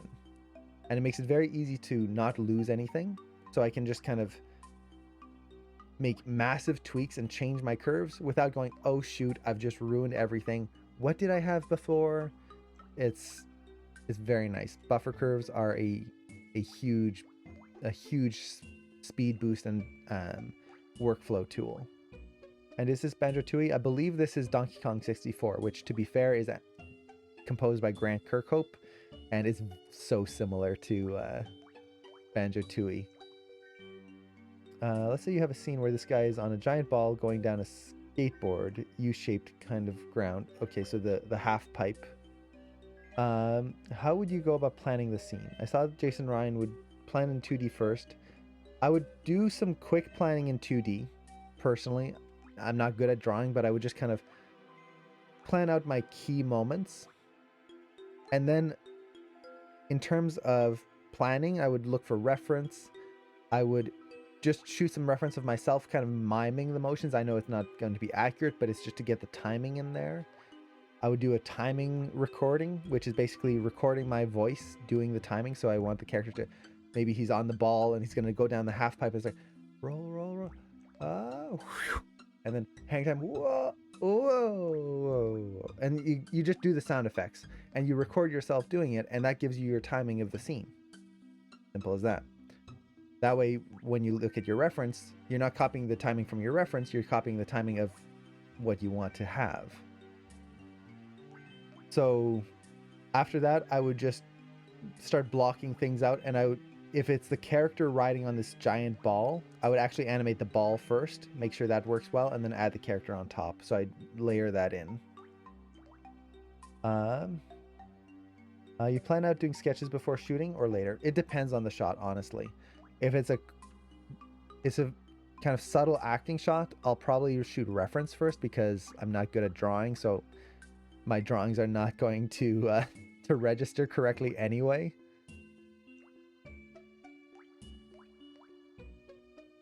But if it's a more dynamic cartoony shot, I like to plan it out. I like to plan it out on paper first because it gives me the opportunity to kind of put ideas down without kind of getting lost in Maya or anything like that.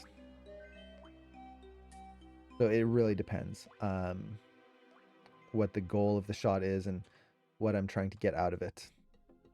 So you'll notice here I'm offsetting keys. Basically what I want here is that when that foot or that leg lands right there, I want the hips to start coming down a frame after.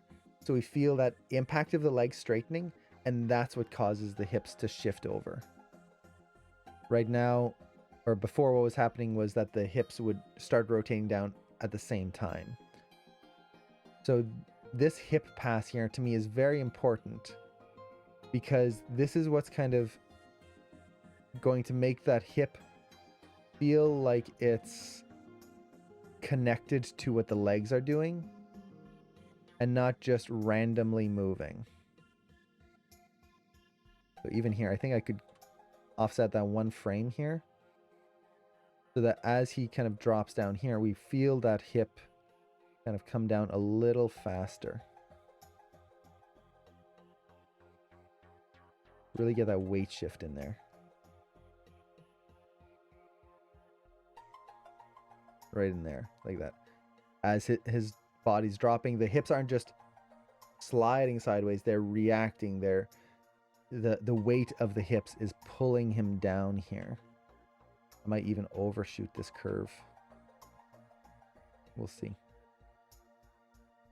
So it kind of comes through and we get a little bit of a bounce in there in the hip. So it's not all about smoothing out curves. Sometimes you want to add like imperfection. So a little bit of a bounce. Okay. Then he comes up. And there's no reason now that his hips would have another overshoot here. Now that I've changed it. His hips come down. They bounce a little bit. And then I think I can almost just keep this still here. At this point, let's actually tie it in with this leg motion. So it's going to hold here. And then as that leg straightens out here, that's going to push the hip up on that side. So if I exaggerate, you can see how that hip's going up on that side. I just want that little bit of a connection in there. So let's kind of do this. So now he comes down, this leg straightens, screen right, and that's pushing that hip up on that side. So So just by doing that, if we look at the hips now, just on this one curve, it's not going to be perfect, but we get the feeling that that hip is connected to the legs. It's very slight, but let's compare it to what we had before and look at it. If you really pay attention to that rotation, the kind of the line of the boxers here. Oh, is this the cog or hip isolated? This is the cog. I personally like to use the cog for subtle shots because it forces me to get, or it gets nice subtle motion into the chest that I like to get. It depends on the shot though. So this is the first, what it was before. And you can see how the hips don't react to the legs. They are just there. The angle of the hips don't react to when he's moving, when he's shifting his weight. It's just kind of flat. That's not interesting. That's not good. It's disconnected. So by just doing this quick little pass, you can see it's only a few areas that got changed, some of them quite drastically. But now we get that lead in, the feeling that the hips and legs are connected. Very slight, but it's going to make a big difference. Now you're going to notice that I'm not paying attention to the arc of the neck or anything like that at this point. I kind of made sure that my general motion worked earlier. At this point, what I want to do is start getting into those more subtle things. Now, a lot of this you could also consider refining. Because of my workflow, because I get so much done in blocking, my splining pass is technically also a refining pass. If you're starting out, you wouldn't go quite so deep into this because it's just too much information to work on right away. You would want to make sure your spline pass is kind of working first. And what I mean by that is that your holds are in there, all of that kind of information is in there. Now the next thing here is going to be the twisting of the hips. So this is the rotate Y, the twist this way. So as I'm going through, I want to kind of think of how this is going to work. So once again, he's putting his weight on this leg here. So as he twists that, based on his body position, his hip here would sink backwards away from camera. So as he pushes his weight into the hip here, I kind of want to see if I can, which way is up. So up is screen left hip towards us. As he drops down here, I kind of want to exaggerate the drop in the hips. So let's actually take this curve here, move it up. We'll have it ease out here, very slight. And then as he drops, the hips are going to go the other way. And then turn around as he turns his body, his neck, which is going to be sympathetic to the chest, which is going to turn his hips. So we get this kind of, it's not really a wiggle, but this connected motion. Drop there, maybe hold one more frame here. Drop, and then turn. And as it turns, I want to make sure it doesn't pull too hard, and I might actually offset that. So something like that. And this is a little too much of a hold here, so I'm gonna just get a little bit of a moving hold in there. Tiny bit. We get a little anticipation. That's good. And go into the big turn where he's lifting that leg. So let's try to connect that. So as he turns here, you can see how the hip is starting to turn the exact moment that the leg starts to move up. So what I'm going to try to do is just have that happen one frame sooner. So the hip starts moving and then the leg goes up. Now I could also delay the foot too. That could do it.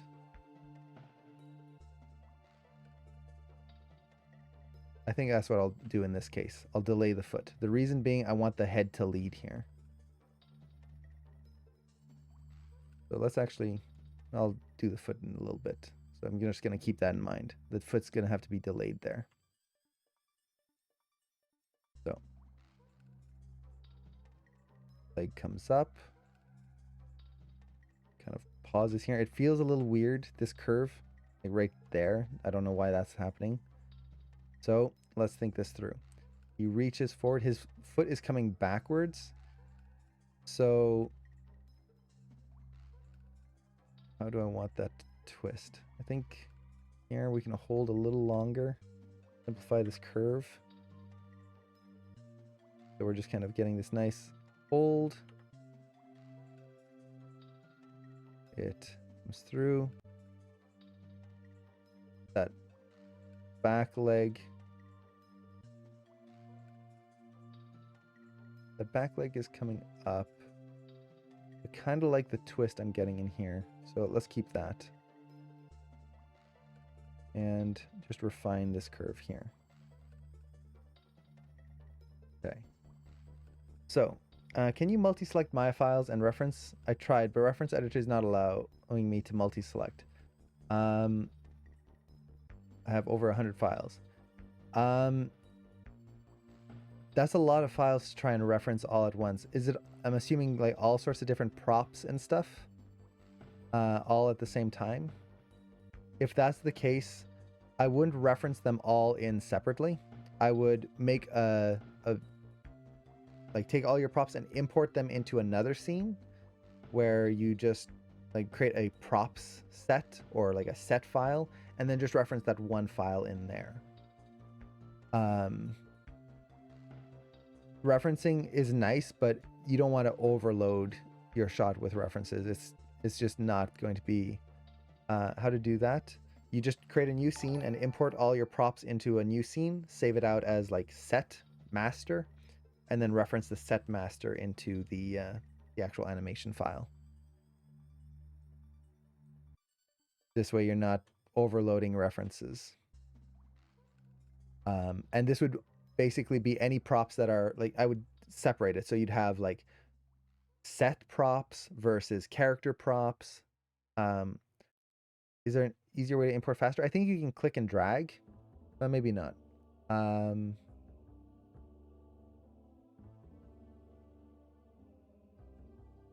Yeah, I think you kind of have to do one at a time, unfortunately.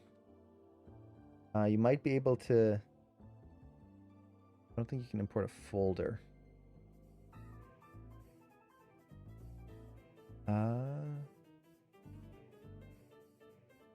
Yeah. It's probably just going to be a slow process, unfortunately. This is just the way Maya works. It has to check all the nodes, so there's not really a like mass import button. And usually, unless you're working on a big pipeline, there shouldn't really be a reason to import that many objects. It does depend, but that's a lot for one scene. I have a question. I'm not good at acting myself for reference. How do I get better at acting for references? I feel rigid, kind of stiff, can't focus on some roles. Although I'm quite good at impressions, I quite enjoy doing that, but can't combine those two. That's tricky. The big thing is it takes practice. That's the big one. Just the more you do it, the better you're gonna get. For me, the biggest thing that helped me when I was trying to get better at shooting reference was starting to understand the character a little bit more. So really trying to understand who it is I'm shooting reference of and how I can exaggerate that in my motions. Because I'm not a very good actor, honestly. I'm pretty bad at it. But by kind of thinking of the characteristics of the character, like, are they lazy? Are they energetic? Are they happy? Are they miserable? Are they like, what would I use to describe this character? You find 3 of those, 3 adjectives, and that really makes a big difference. The other thing, and this is kind of, what would be the right word? It's easier said than done, is just be goofy about it. So when you're shooting reference, don't try to be a perfectionist about it. Don't feel like it has to be the absolute best reference that the world has ever seen and that it has to win an Oscar kind of thing. That's not the point of reference. The point of reference is just to give you ideas and to kind of to start that kind of brainstorming process.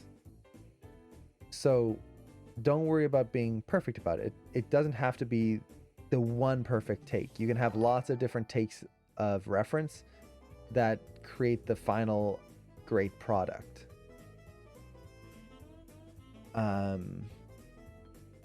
But the more you have fun with it, like just go all out, be silly, be stupid, just not take yourself seriously, the better your reference will get. One of the big problems that I used to have was I tried to be a perfectionist with my reference, where every time I would shoot reference, it's like, it's gotta be good. I'm gonna be showing this to my mentor, my classmates. I need to make sure that that reference is like spot on. And what I would end up doing is I would basically sabotage myself, because I was so focused on just trying to get it perfect that I was losing track of who the character was supposed to be. Why was I even doing the reference in the first place? It just kind of, it gets into your head. So the more you can kind of let yourself go and just kind of have fun with it, the more you're going to get enjoyable reference.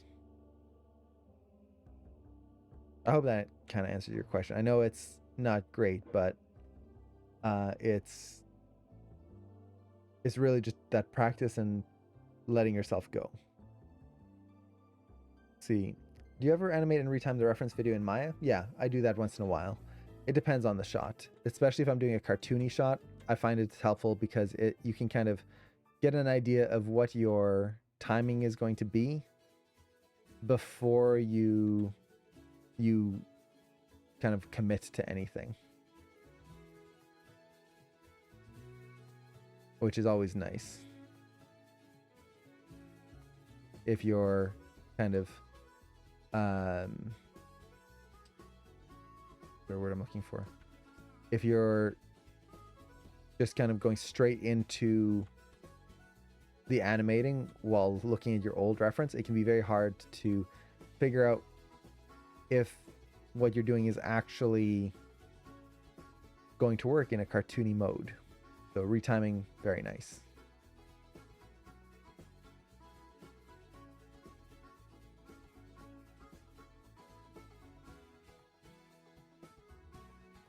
So what I'm doing now is I'm doing the rotate X. So that's going to be the forward back. And I'm just looking at how it affects the spine. This shouldn't happen here. This should just hold. The hips are pretty stiff, honestly, especially in rotate X. Sometimes you don't really need that much motion. So I had a little bit of a wiggle in there. There was no point in it. Now here I could actually, instead of just a random wiggle, which I had, what I could do is I could add an anticipation. So have the hips kind of drop down ever so slightly here. Anticipate that motion upwards.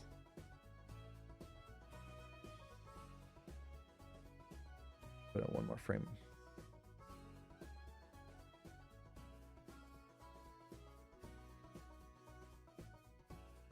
Something like that. Now he comes through. His hips start to anticipate and then come up.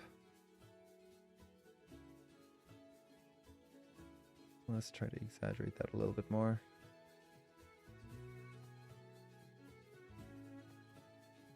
I think this could ease a lot more. There's just a kind of this slow rotation of the hips this whole time, which I'm not a fan of. It might work, but I'm just going to see if I can exaggerate that a little bit.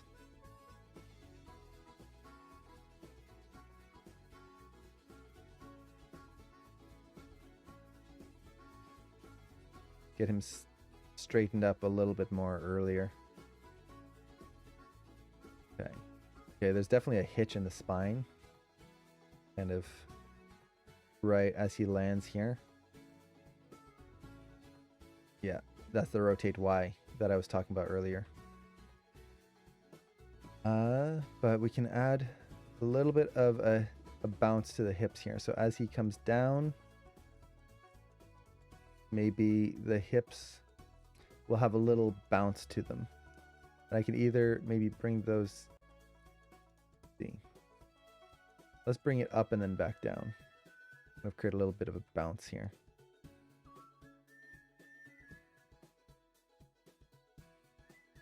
Something like that. It's going to be very subtle, but it'll just kind of add that little polishy detail.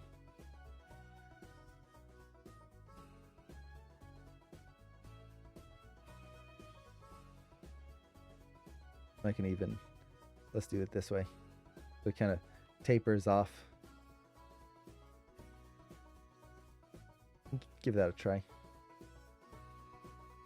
Nah, that's going to be too much. Keep it simple. Sometimes simpler is better. Okay, so that's pretty much the hips. At this point, I'm just going to play through and see what we've got. Ooh, and there's a lot of questions. There's an easy way to go faster. Okay, let's see.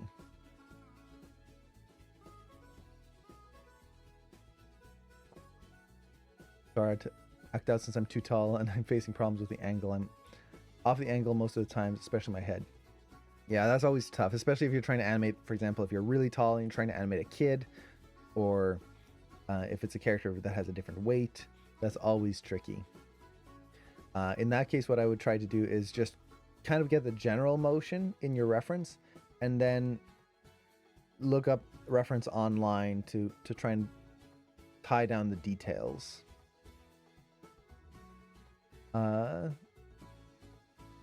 Let's see.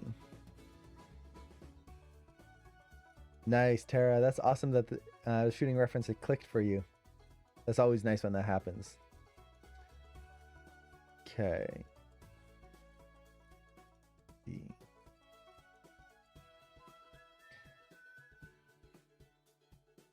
Would you have some time after the demo to do a quick lip sync critique? If I have time, I definitely don't mind. Maybe realize my own water bottle is empty. As long as we're all getting some hydration in there, that's the important thing. So let's take a look at the shot here. Okay, so I'm just looking at the hips, trying to feel those out. I think I've got a little too much rotate Y at the end, but at the same time, I kind of want to exaggerate. So let's kind of keep it for now. Okay, so we're getting there. The next thing I'm going to do is let's do the feet, because honestly, the feet are going to be pretty simple. With the feet, I had two main things that I needed to fix. One was that the leg kind of popped out a little bit too much here. I think the way I'm going to solve this is I'm just going to delay the curves just a little bit. So one frame here. So that way the hips and body kind of lead first. And then we get that nice transition here. And then let's actually take the, which attribute is it? The ball roll? Yeah. And just kind of ease that in a little bit more here. I'm just trying to ease that. I'm looking for any pops in the curve or the thigh here. So you can see how it doesn't move. Pops. So I'm going to try and move this up a little bit. So now we get that nice subtle buildup of motion right through there. So we feel it start to move here, and then it goes, and then it comes up, and that gets rid of that pop. I can also push the arcs of the foot. So if I track the foot right here, let's kind of look at it from the top view. You can see how it's okay, but there's really not that much of an arc to it. Let's just quickly try to exaggerate that arc. As the foot comes through, I think it's these curves right here. Let's exaggerate that rotation. So, same thing here.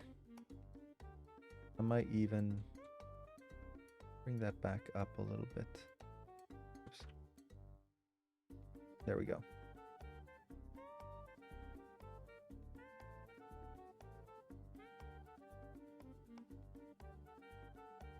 So we get a little bit of a nicer curve in there. Eases in, that's good. Now I can also add a little bit more drag to that foot. So I'm just looking at the toes. I don't really have to do this, honestly, but I just like doing it. So as the foot pulls back, I kind of want to drag it a little bit more.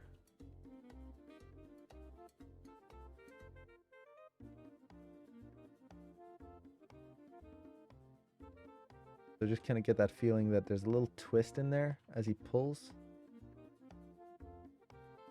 And then comes through. Let's clean up that curve here.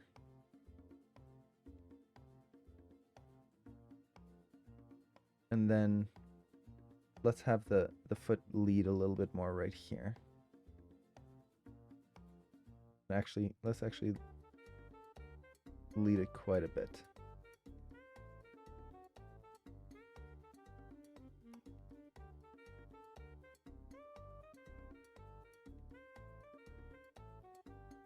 Actually, let's try this.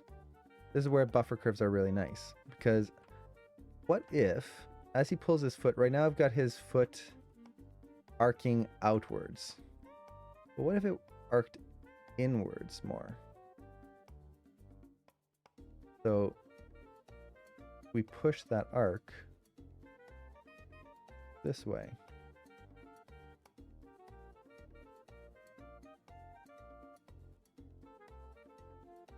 So let's do something like this.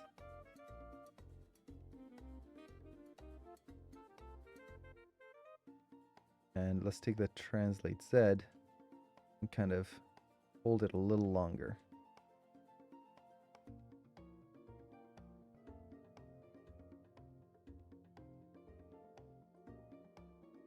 So we're kind of going for a little bit more of an S arc here.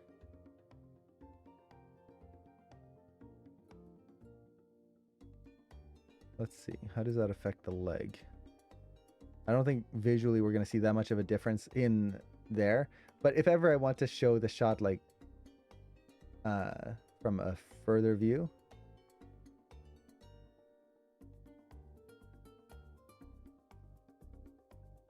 it should just ease in. It shouldn't overshoot there.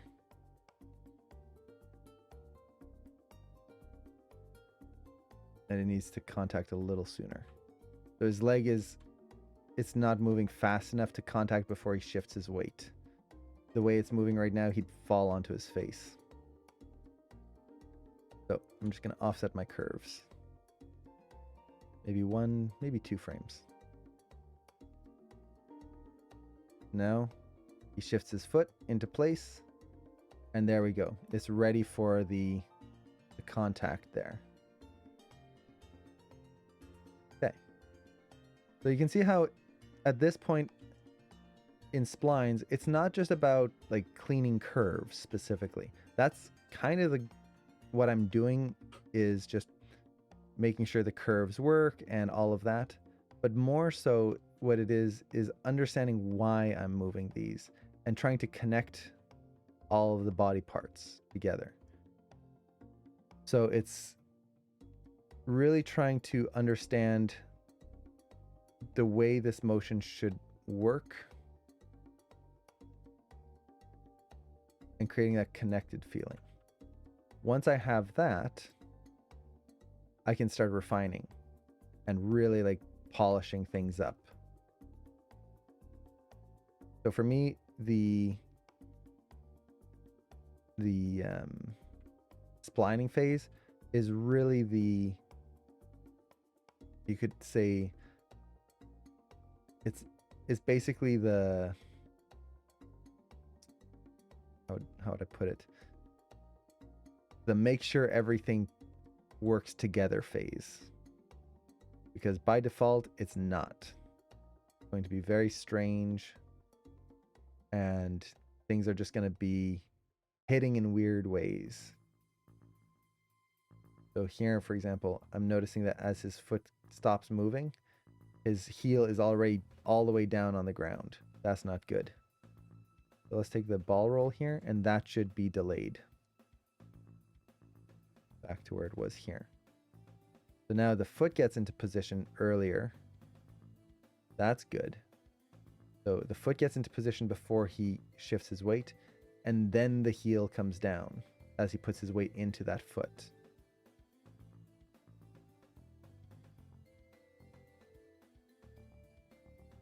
There we go.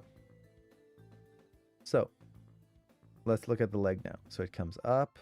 That's good. So I'm looking at the shot camera, looking at the way the leg moves.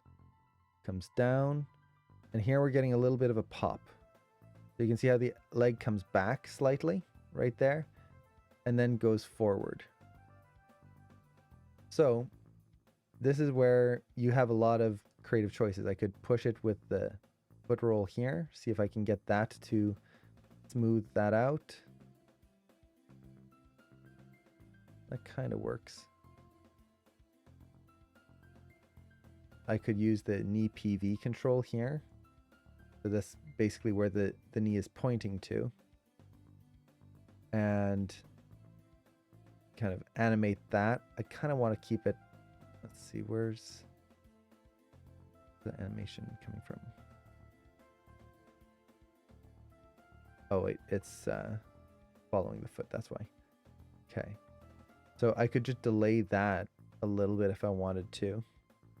I've got a lot of choices. I'm not going to worry about it too much right now because I want to make sure the foot is working correctly to begin with.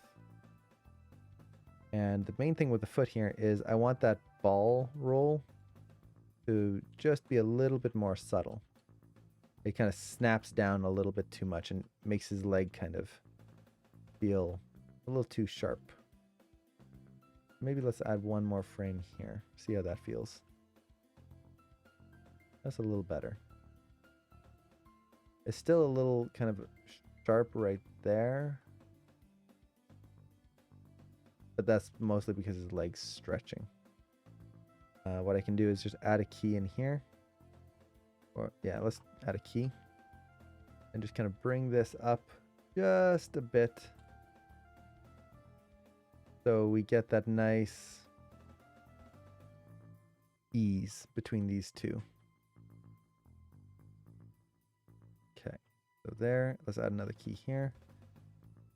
And refine that. So doot, doot. Okay, that needs to be a little higher. Doot. Doot, doot, doot. There we go. So now that leg eases in.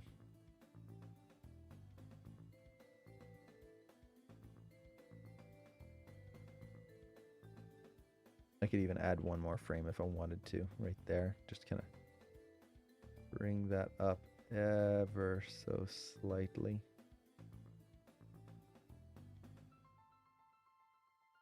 Tiny bit.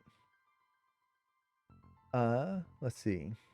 Do you ever use heel ball toe twist? Yes. It just depends on what I need it for. It's very dependent on the shot. Other times I'll just move it manually. Now you'll notice that the foot doesn't drag properly anymore. I'm not worried about that, honestly, because we don't see the foot.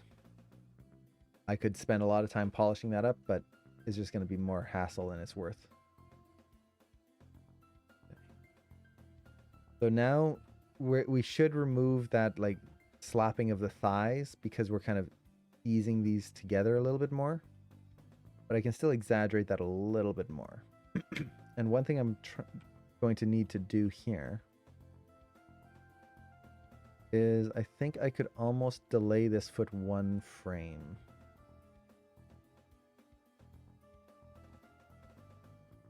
Or ease it out a little bit more. So let's take this and I'm just going to offset all of these one frame here. So now that foot kind of eases out a little bit more right there. And we get a little bit more of a soft motion here. Okay. I have some questions. First, do you ever work with some kind of reference balls parented to the geometry to get nice overlapping and arcs, like animating a bouncing ball? Um, I kind of did that in this shot, actually, if that's what you mean.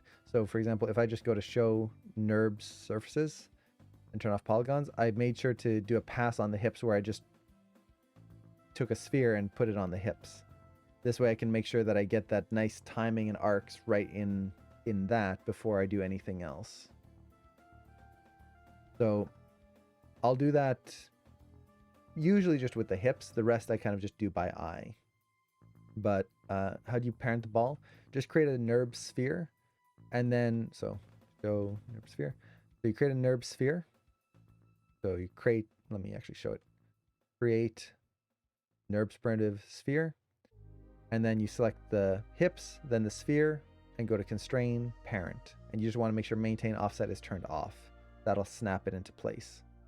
And the reason I use NURBS is because then I can very easily just go to turn off polygons, keep NURBS, and then switch it, turn off NURBS, go polygons, and I can just switch back and forth. So yeah, it's basically just that. So it's just quick constraint. Let's see. You can convert it to 24. Oh wait, does it matter if you shoot a reference in 30 FPS? Yeah, it doesn't really matter. You can convert it with a program, like I use Handbrake. You can just do a search for Handbrake encoder on Google and you'll find it. I like to use that. Otherwise, I just do it mentally. I convert everything in my head. The only time I'll really need to convert something is if I bring the reference into Maya. Other than that, I just kind of do the math. See, I kind of want to offset this a little bit. Let's actually lead with the foot going forward here. A little bit more. And then hold this a little bit longer, just to kind of exaggerate the arc. We go up and then around. Yeah, that's better.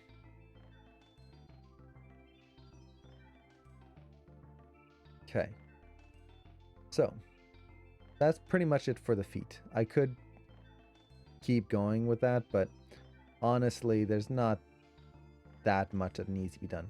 If anything, I'm just going to clean up this curve here because that makes no sense. I'm very much like, as I'm animating, I try to make sense of the curves. It doesn't mean that they always have to make complete sense and like be absolutely accurate to what would happen in real life. Not at all.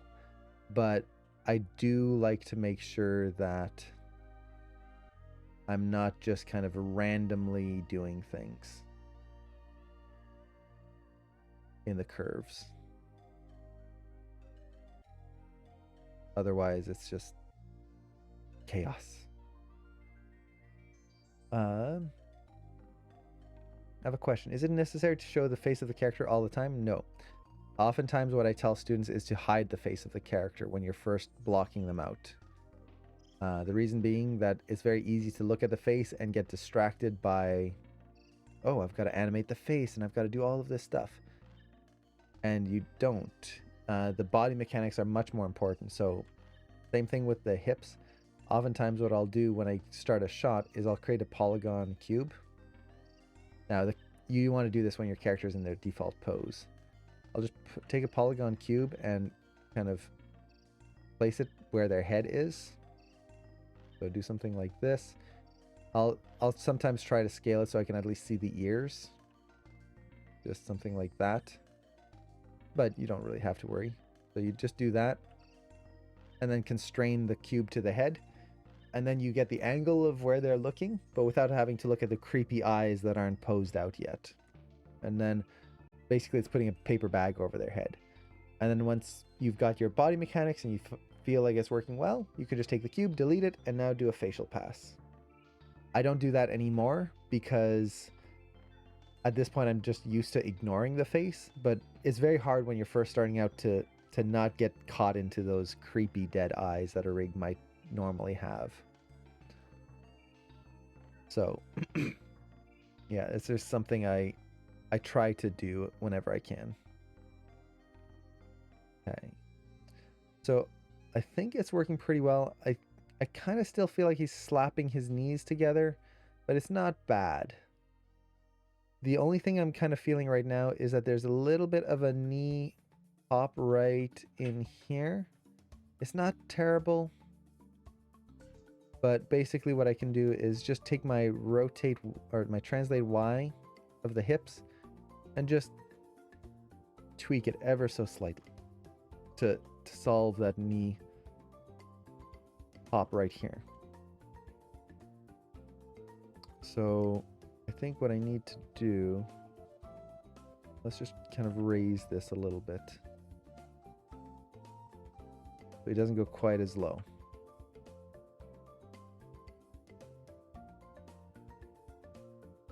Yeah. It's still in there a little bit. Let's take it all, move it up. There we go. So a little tweak, and now that leg should be fine. See. I have this as a reminder to drink. That's a good one. I like that. This character was waving inside a moving vehicle. How are you about having move along with the vehicle? I would parent his root control, the main mover, so that's the big control down here, to the vehicle. Or sorry, not parent, but I would constrain it. So for example, I could take this and I can move him around anywhere I want and all the animation stays in place. That's the point of this control. You never want to animate this control. Very rarely do you want to animate it, I should say. It is used to attach your character to something. So if this was like a flying disc that's moving through the scene, I could just constrain it to the disc here. And then there we go. He's on there and I can just animate the disc. I can have it flip in circles and all of my animation stays in place. That's pretty much it. You take that main control, constrain it to the car, everything else moves with it.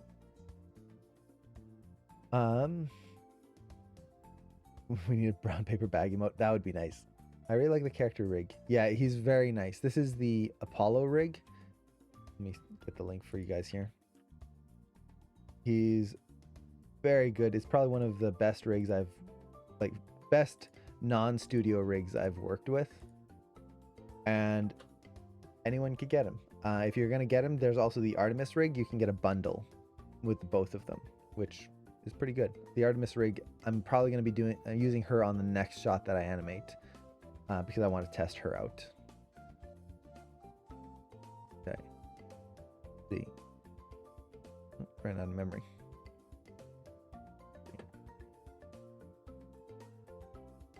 Okay. Let's turn on cache playback again. See if I run out of memory again. So we've got the hips and the legs pretty much done. Now you can see it's kind of a long process, but it's at this point I know that they work. From this point on, it's just making sure everything else above it works.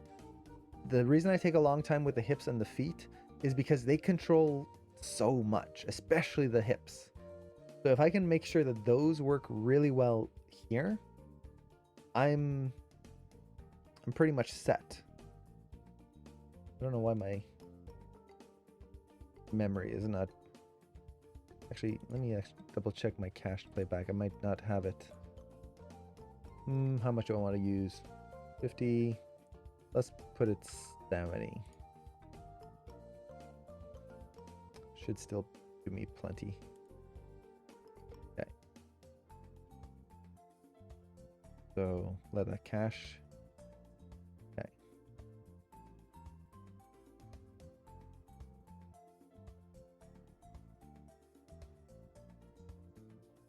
So, what am I making? It's just kind of an... Oh, and my camera died. No!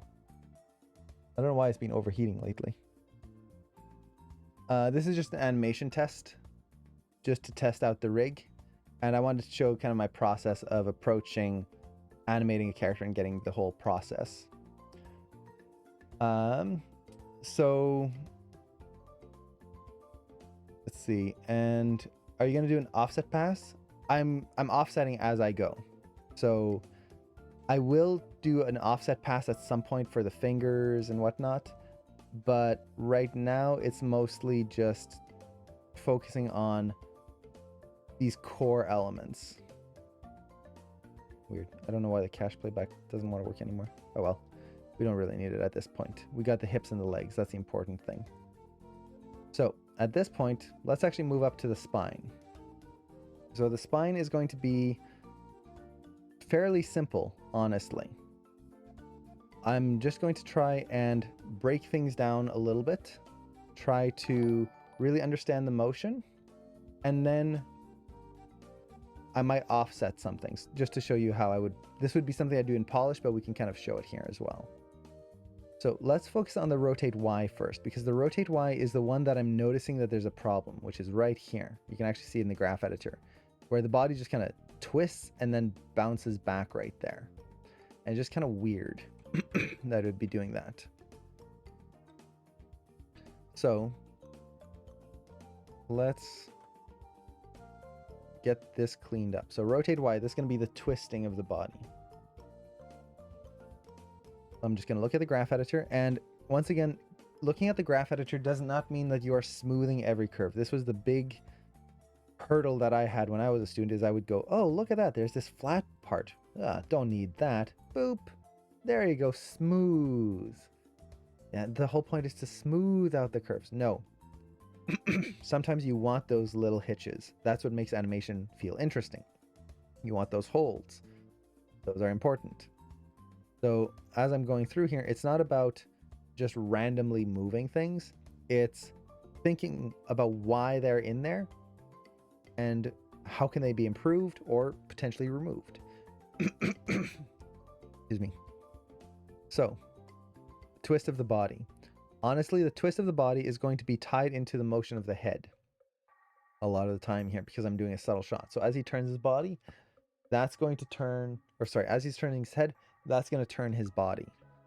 The big thing I want here is the feeling that the head leads the action. So here, this is good. The head starts to turn, but the body stays in place. And let me just, I'm going to mute myself. There we go. Something got in my throat. So as he turns, I want that head to lead. Good. How about weighted tangents? That's up to you. Some people like it, some people don't. It's really your preference. I personally like weighted tangents, but I try not to use them unless I have to. So I try to keep it simple. Clean up that curve. I was getting a little bit of a wiggle there. Let's try to avoid that kind of stopping completely there. So we get that moving hold. Now here, I have that shoulder rising up. I kind of want that shoulder to be the thing that leads the action here, where we feel that shoulder pull up, and that's what then twists the body. So I might actually take this and offset it one frame. This will also let the head lead the action a little bit more. So we just kind of break up that action. And what program do I use? This is Maya. It's basically the standard for CG animation at the moment. What is the difference between weighted and non-weighted? So weighted tangents and non-weighted. If I take this key here, let's go to curves, switch this to non-weighted. You'll notice that the handles on the end don't have these little boxes. And basically, I can rotate the tangent, but that's it. I can just rotate it. It is just this one set size. So that's non-weighted. Weighted tangents basically allow you to rotate, but also scale, so you can pull them out and in. It gives you the ability to control the curves a little bit more. The problem with that is that if you don't control them correctly, you can get bits of your animation like this, where you get these weird wiggles and whatnot. So they give you more control, but they also cause problems if you're not careful. Typically when I'm teaching new students, I recommend using non-weighted to start with, because it's just less to deal with, and it forces you to learn how to use keys to get your curves into place instead of relying overly on the tangents themselves. which is not necessarily a bad thing, but if you over rely on tangents, you will run into problems where you lose animation. So it's just something to be very careful of. Let's see. Do you know who is doing the Fry Daily today? So the Fry Dailies, the early morning one is Cameron. The midday Fry Dailies is, I believe, Daniel and Madison. The late night dailies is Allison.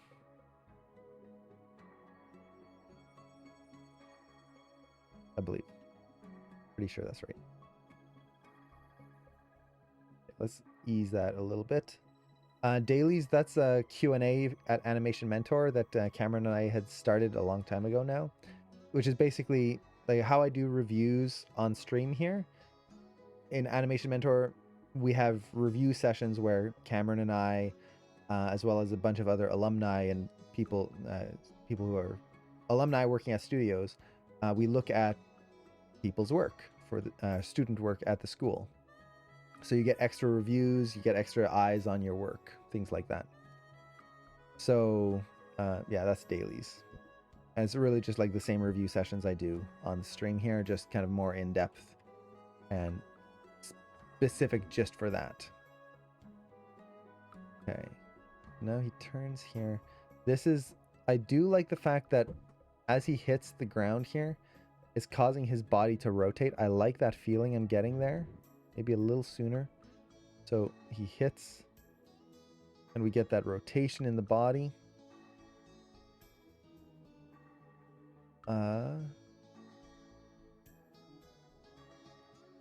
Let's ease that in a little bit more. But what I don't like is after that hit, kind of bounces back there. That shouldn't be. There's enough momentum in the body that he should just kind of hit and then kind of ease there. I can kind of create an overlapping action between the hips and the body here. Let's ease that out a little bit more there. I don't think I need to do that. Let's just create a nice ease here. Simplify that.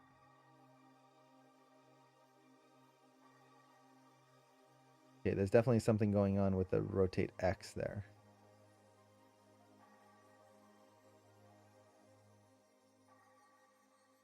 The rotate Y of the hips might be off too. Yeah, that's...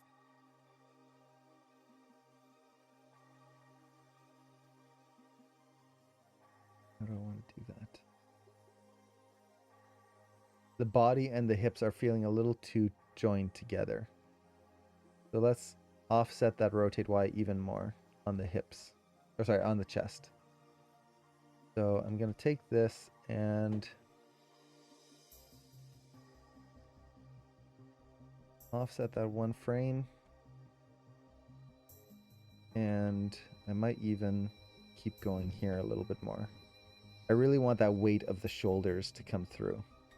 So as his hips start rotating, I want the shoulders to really have this kind of extra twist that comes through right in there.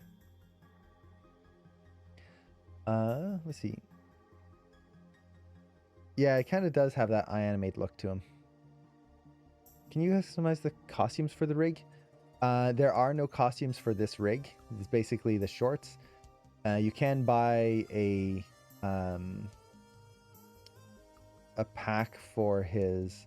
it's like a tracksuit or something like that. It's not the greatest costume, I will say that. It's not bad, but it's just not super interesting visually. So with this rig, you would have to make your own costumes. It is kind of a downside. He doesn't have kind of a default outfit that he could have. So what I'm noticing here, kind of looking at the spine, I feel like... Actually, it's... Yeah, it's the spine. He's rotating forward very slowly here, which I'm not a fan of. So let's look at my rotate X. That's the thing that seems to be causing some issues here. Where can we find good clothes models?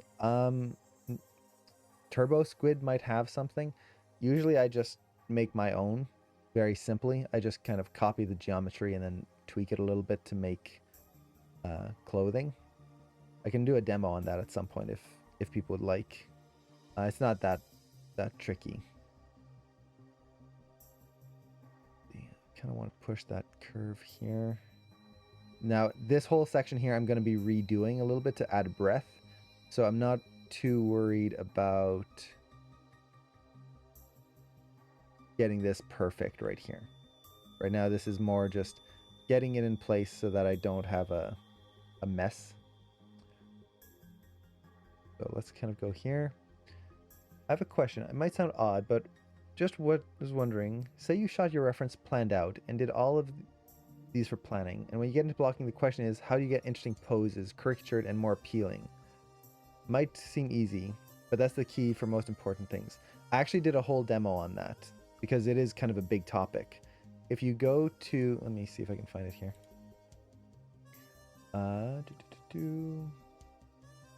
I'll find you the demo. Basically the demo I did was about shooting reference and then how to analyze and exaggerate the reference so you're not just copying it. So if you go to the videos page here, there's a whole bunch of recordings. Where was it? My demos. I wish this was easier to find things. I will say that. I need to start moving things over to YouTube because Twitch's layout is not easy to find anything. So where is it?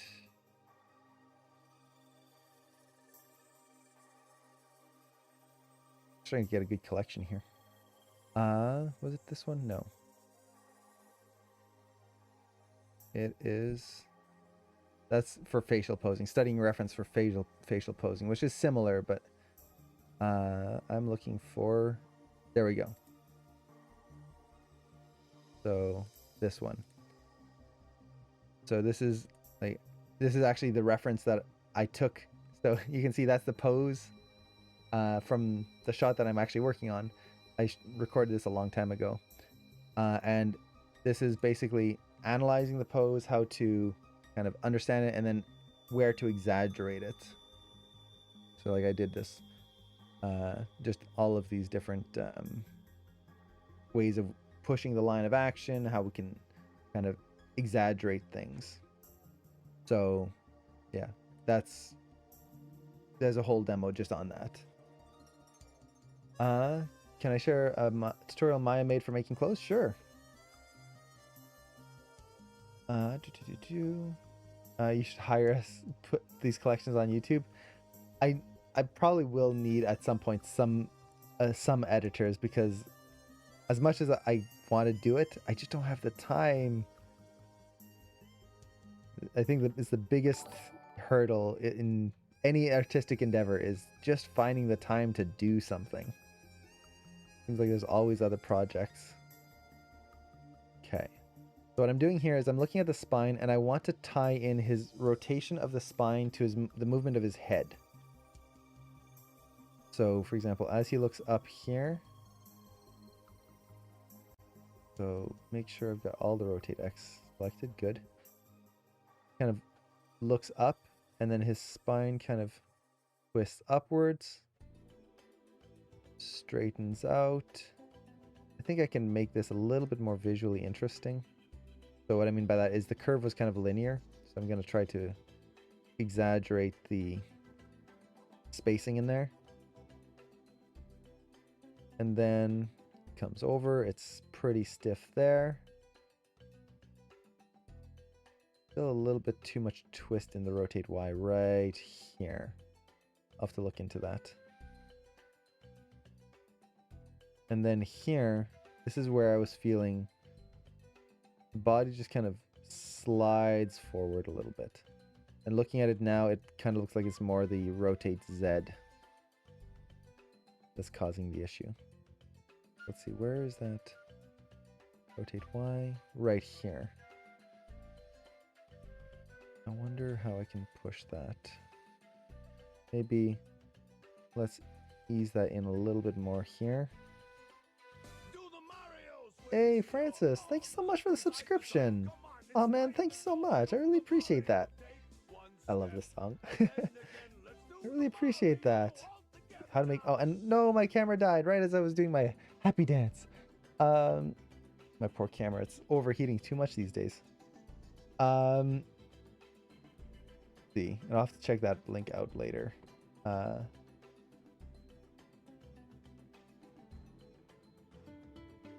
See. So...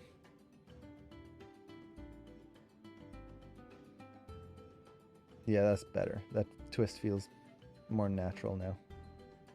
And then right here... Yeah, that's okay. I'll leave that for now. Now the rotate Z. This is the one that's causing me issues because I can definitely see that there's something going on in the body, especially here at the end. It kind of, like right here, it just slides sideways, which just feels weird. It should kind of hit a little bit stronger and just stay. So let's just kind of fold that a little bit more.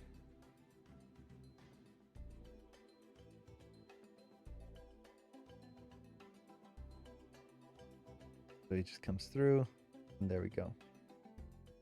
And I'm probably going to reduce the translate X on the hips here at the end too. Just because it kind of feels like it's moving a lot.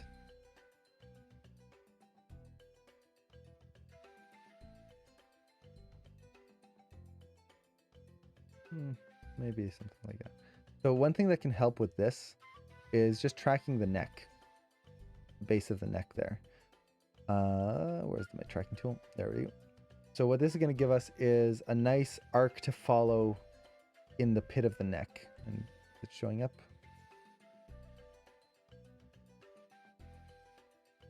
There we go. And we can just kind of look at this line to see how the body is working. Oops. So what I'm trying to do here is I just want to transparency fall off. Let's turn that off.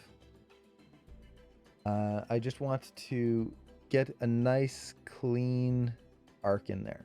And actually, since we can see it here, let's turn on our motion trails right there.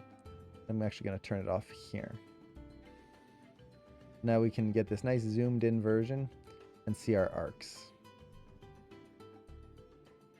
So it comes through.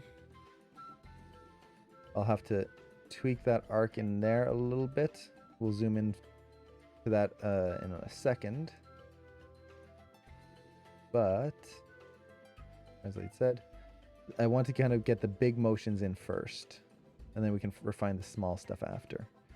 So he comes up, and I want the chest to lead here.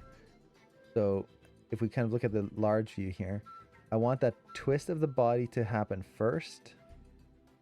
He starts to twist, and then as he comes up here, I kind of want that extra little bit of a lead to the chest here, which we're getting right there.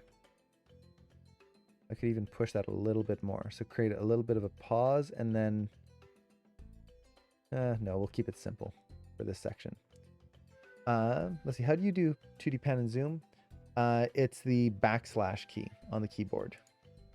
Yeah, it's the one right above the enter. You hold that down and then middle mouse drag. Now, if you have a different keyboard layout, so instead of WASD, you have like the ABCD keyboard, that could cause an issue, or if you have a different language installed. So for example, I have French on my keyboard, and as soon as my keyboard goes into French mode, yeah, it just doesn't work. So you have to just watch your default keyboard layout.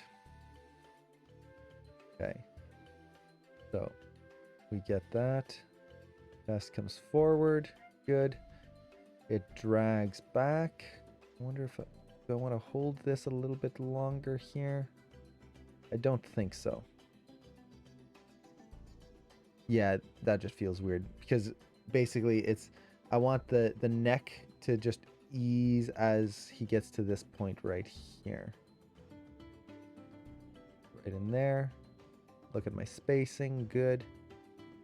Now as he kind of comes up here, we get this hold. That's good.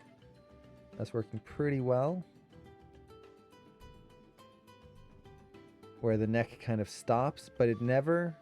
The goal here is that the neck never stops completely. It should always be moving screen left.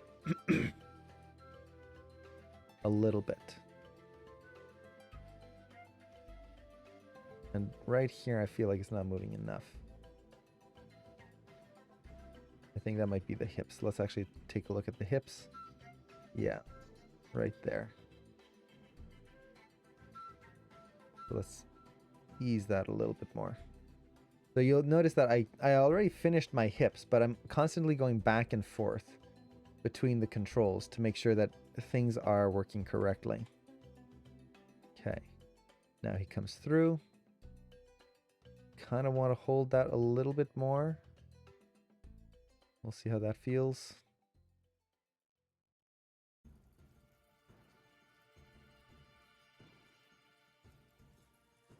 Basically, just get a nice drag on the neck at this section. And then where do his hips hit? Should kind of be here. So I think the neck is leading a little too much right here. So I want it to feel like as he kind of comes down, when his hips hit the ground, that's what's causing his body to rotate down. So create that nice connected feeling in the spine as he hits it. Yeah, something like that. Let's offset that one frame. And simplify this. Okay. So how does this feel? Comes through. Drags, hits, and then we get that weight shift through the spine. A little extreme right there, maybe one more frame like that. But then the problem that I'm having is it wiggles around here.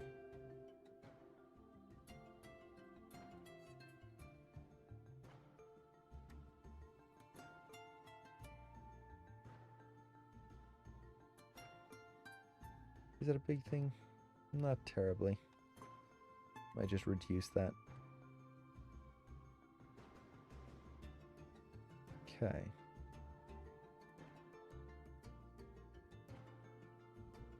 Okay, yeah, there's definitely going to be an arc refinement right there in the neck that I'm going to need to do. So let's do the beginning and the end here. So what I'm going to do now is I'm just going to take this view and zoom in really close. And you can see, look at that arc. Ugh. It kind of comes through and then it just like zigzags right in there. Then we get another big zigzag right through here. Now, I'm not trying to polish this up to a fine degree, but what I can do is I can at least try to push those arcs.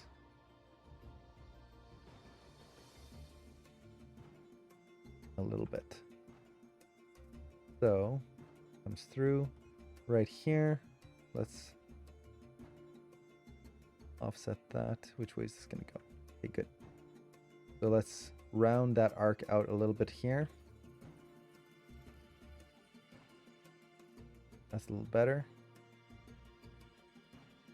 Comes through. Now it kind of bounces right here. That's mostly going to be the rotate X, I believe. So let's see which way that goes. Okay, just doing that already cleaned up a lot. So this is very small, minute details. I would almost consider this like polish refining at this point. But I do want to just kind of clean that up a little bit.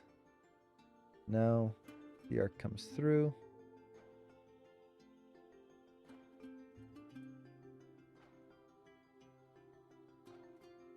kind of bounces here still. Let's look at the hips.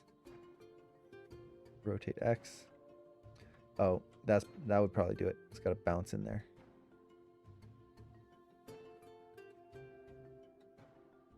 So, let's see. I speak French? Yes. And my camera died. No! Poor camera. Why? Okay. I'm actually French Canadian, so I do speak French, although I don't get to speak it as much as I would like. Okay, now he comes through, and right here. This is going to be a big moment right here, is that kind of twist and change of direction. Right now it's a little too extreme. Now, to be fair, this is pixels worth of motion right now. But while I'm here, I can kind of refine it a little bit.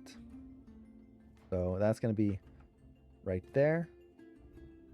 Let's just try to ease that out a little bit more. Round that arc out just a bit. We get something like that. A little bit of a change of direction before it speeds up. Very small, but hey, it's there. Now it goes through. We get the nice motion through here. Let's go to the end, and now that's a little too wiggly. That should be much simpler. So let's see, how can we push this? Well, that curve definitely doesn't look good.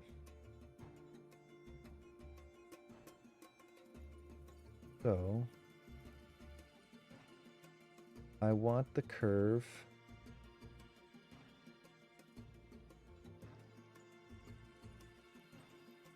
I would like to just have it nice and round, but I'm probably not going to end up getting that. So he comes through. I'm looking at his neck, and then he just kind of stops right here. It just flattens out. I don't want that. It should keep going the other way. So let's tweak that. So I'm basically offsetting the curve at this point. Already that's going to be much better. Going to add a lot more weight. Now here, let's just ease it. And ease it in. So we go with something like that. While I'm here. Yes, those are very famous, like, polished last words. Oh, I'm here. I might as well just do this one little tweak. It's not going to take me long. 3 hours later. Oops. Okay.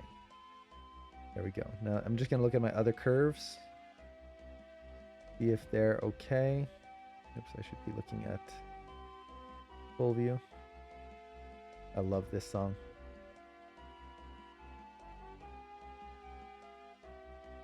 Okay, so let's see how that looks kind of at speed here.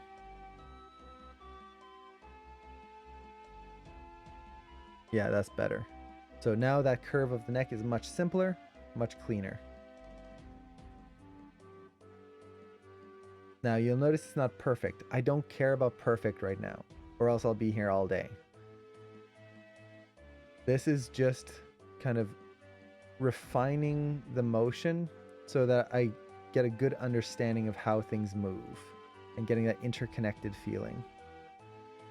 Now, one thing here is I need to offset this curve a little bit. It's pointing too far over here. It needs to round out on this end. So let's offset that maybe the other way. And turn it around a little sooner.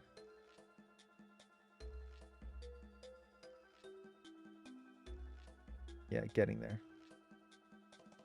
I want the weight of the curve over there.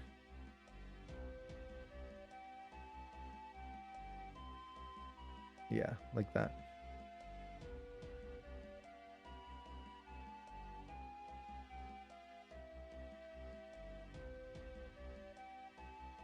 There we go. So this way it adds that momentum into that turn versus letting the momentum kind of lose energy. And Sin, Noelia, hello! So we've got that. Let's see, this curve is a little off. There we go. So with that, we've pretty much done the body. Now, is it perfect? No, not at all. It's still got a lot of work to go. But we're getting there. And now any work that I do, I know that it's just going to be exaggeration and that there's nothing technically wrong with the body. So let's kind of scrub through here, make sure it works. I think there's going to be a little spacing issue right there on the neck, but it's not so bad. Okay. So again, go back to that list that we made. This is where that list is super important. If we don't have the list at this point, we can just jump into any random thing. What I kind of want to do, because I don't have too much more time left on the stream, unfortunately. I was hoping to get more done, but at this point, a lot of this is going to go much faster. The hips, chest, all of that, those are so interconnected with everything that I usually take more time to refine those. But one thing I do want to do is I want to exaggerate the shoulders, because the shoulders right now, you'll see that the curves are just boring and bleh. So the way I'm going to do this is I'm just going to kind of block them in. So I'm going to just add them where I want them to be. So for example, here, as we breathe in, our shoulders come up. So let's exaggerate that up here. So we get that. Breathe out. The shoulders drag back. Let's move those up here.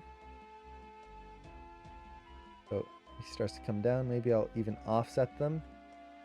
So the chest starts coming down, and then they come down.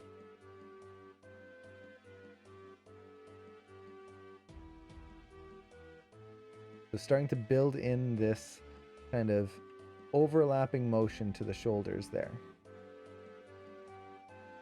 So now we get this. Already that's going to be much more interesting than what we had before. The other thing I want to do is you'll notice how the shoulders kind of start and end at the same spot. I'm just going to offset those so that we don't kind of just bounce from A, B, A. I want A, B, C in posing. Okay, now he kind of looks. At this point, the shoulders are just going to be stationary. They don't need to change. He sees the person. He's kind of like, oh, my friend. So I want this kind of reaction where the shoulder comes up here. I'll delay the other one. So we have one shoulder kind of lead upwards a little bit more. And then the other one's going to drop a little bit. We get this kind of contrast as the arm drops down. Let's kind of bring this shoulder down there. And then let's find the high point for these. So as he's waving, I want this kind of more energetic pose. So let's really exaggerate these here. And then they should stay kind of high over here. And then when he gets to the end, I want them to feel more relaxed.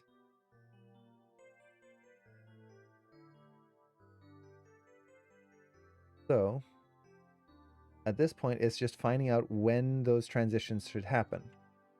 His shoulders are not just wiggling all over the place. They kind of go up, hold, come down, hold. So part of it is I want the shoulders to, as he hits down here on the ground, that's when the shoulders are going to come down. It might bounce a little bit and then settle down completely. So we'll see how that feels. That's a little too bouncy.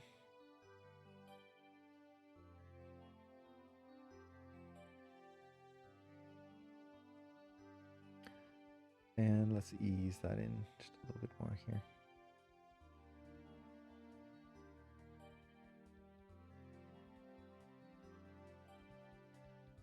Now I'm going to offset the shoulders and all of that later on, but right now I'm just kind of building in the infrastructure here. So for example, here, as that hand is raising up, I want that shoulder to raise up as well. Wrong shoulder. So that shoulder should be dragging the hand forward and upwards. Okay. And I'm going to really refine and clean up these curves in just a bit. But right now there's really no animation on the shoulders, so it's kind of building it in. Okay, so I kind of want to hold here. And then as he kind of starts his reaction there, the shoulder will come up again. Okay.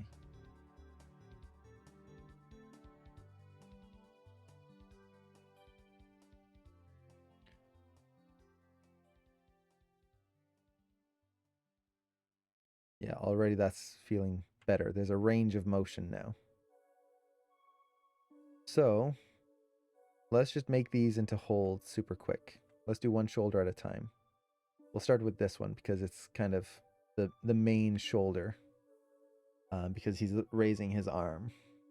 So this is where you can do it all manually. That's not a problem. I don't want to... Okay, that's good. Might overshoot the shoulder here a little bit. So it comes up and comes down. It holds. So you can do all of this manually, but if you have Animbot, this is where it's going to be very easy to get these nice eases, ins, and outs. So I kind of want to just exaggerate that.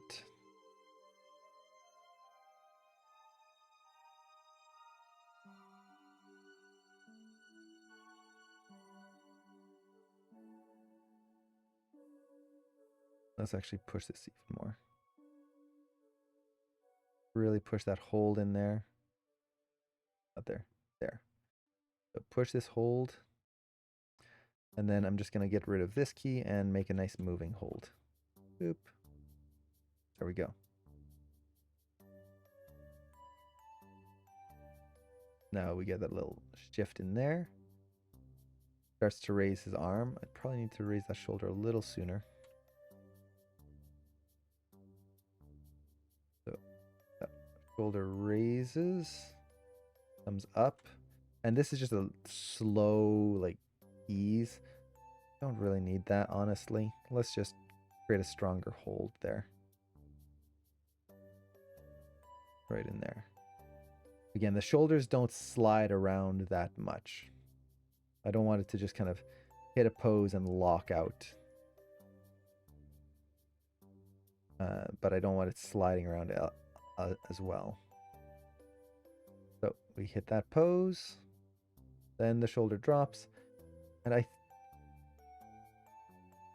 don't know if it's going to be a much smaller bounce.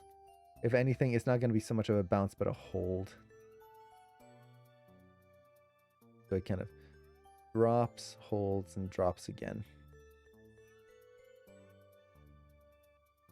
Something like that.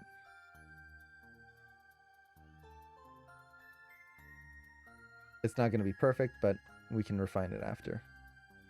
Okay, let's take a look at this one. So same thing. Let's kind of push the overshoot here.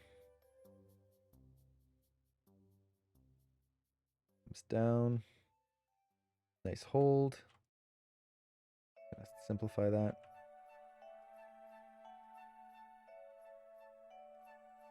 Okay, hold.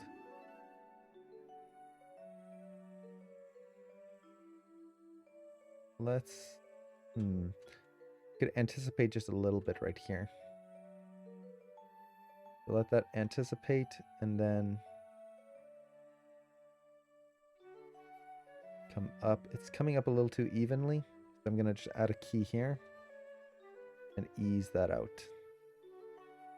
So now we get that little ease and then it pops up. And I'm just gonna make this to a much stronger hold.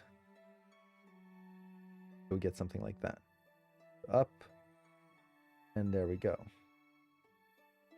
And then it comes up again. Let's ease that in. So we get that nice whoop, up again before it drops. I think my drop is too fast. Feels like he's just losing all shoulder strength. Let's kind of offset that 1 frame.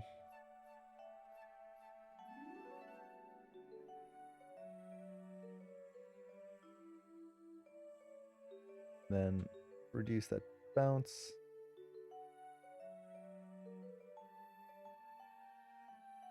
And hold a little bit more at the end.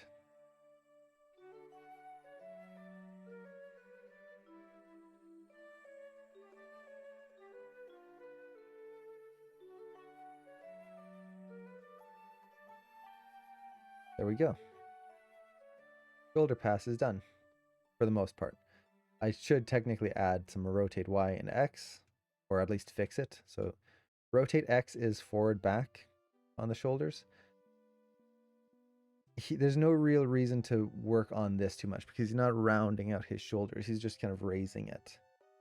I can kind of build things in here to help refine the poses. But honestly, it's just going to be cleaning things up. So for example, we don't get little pops like that. And then I'll do a polish pass on this later to actually clean up the arcs and whatnot. But for now, I'm just going to simplify it. So just do something like that, and let's ease that out a little bit more.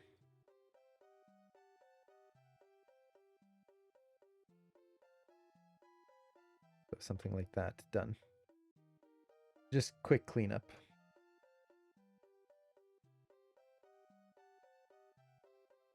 The last thing I want is kind of having lots of little bumps and wiggles in everything.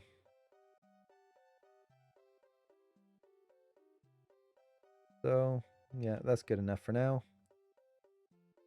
The Y, that's going to be forward back. That's going to be the important one here. So for example, when you breathe in, it depends on how you breathe, but usually when we breathe in, our shoulders go back slightly. So if he's breathing in here, I want to make sure that, see, which direction is this going? Oops, I'm looking at the wrong arm here. Look at both of them, I guess.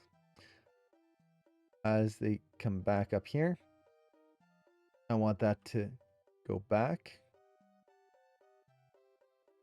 I might overlap this motion a little differently than the others, so kind of get this rolling motion in the shoulders.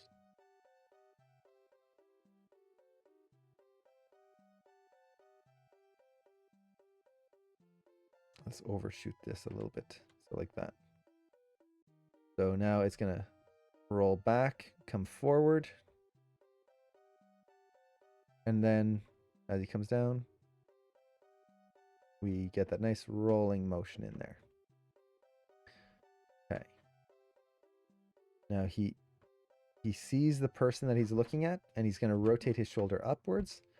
And the big thing I kind of want to do is, I think I might want to open up the other way. Let's see. Oh, no, let's keep it this way.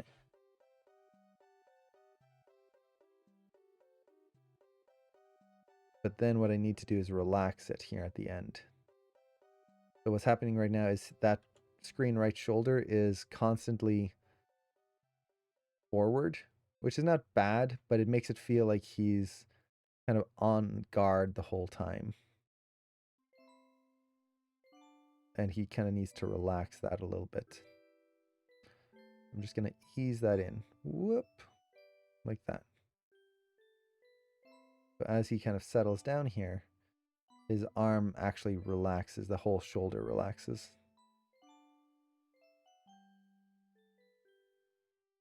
So we get that.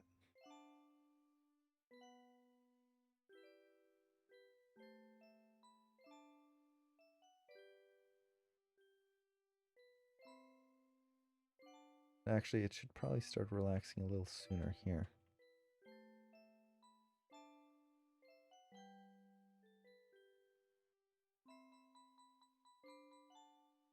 Yeah, let's do a kind of little hold here. Oops. There. Boop. So we get kind of this double motion where it relaxes a little bit and then relaxes all the rest of the way.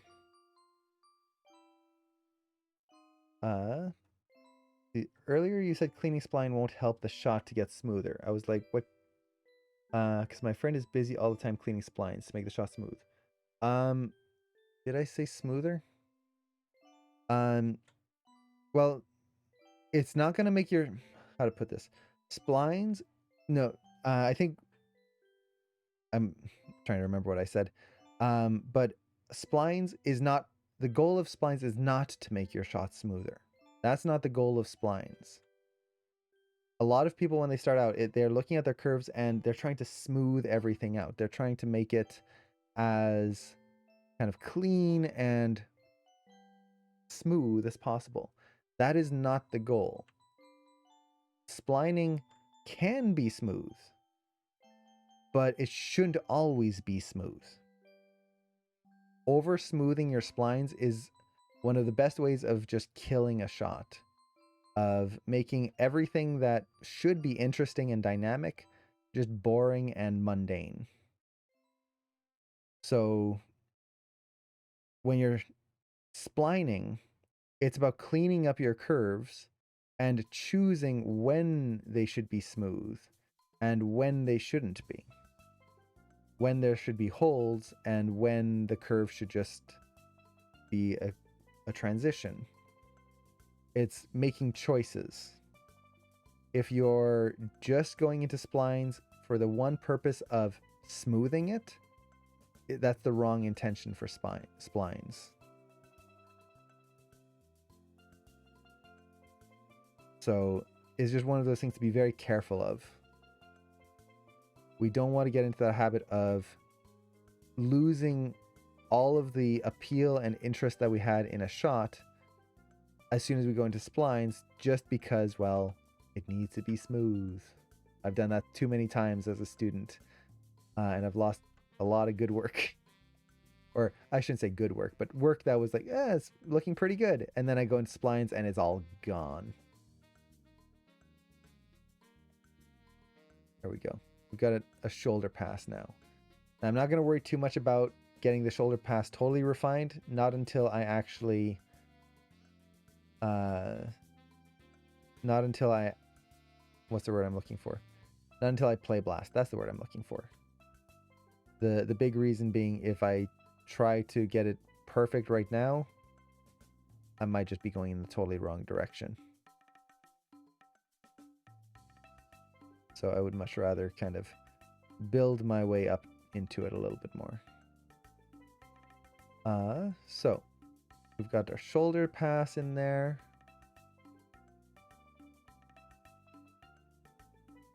Let's see. I'll definitely want to offset the shoulders a little bit. So specifically at the end here, I'm noticing that they both kind of drop down a little too much. But no, wait, rotate said. Yeah, the shoulder with the arm kind of waving shouldn't drop nearly as much.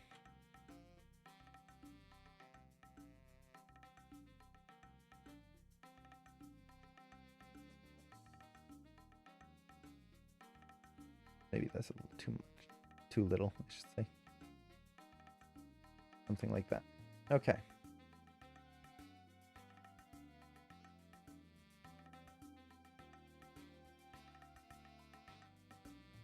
Okay.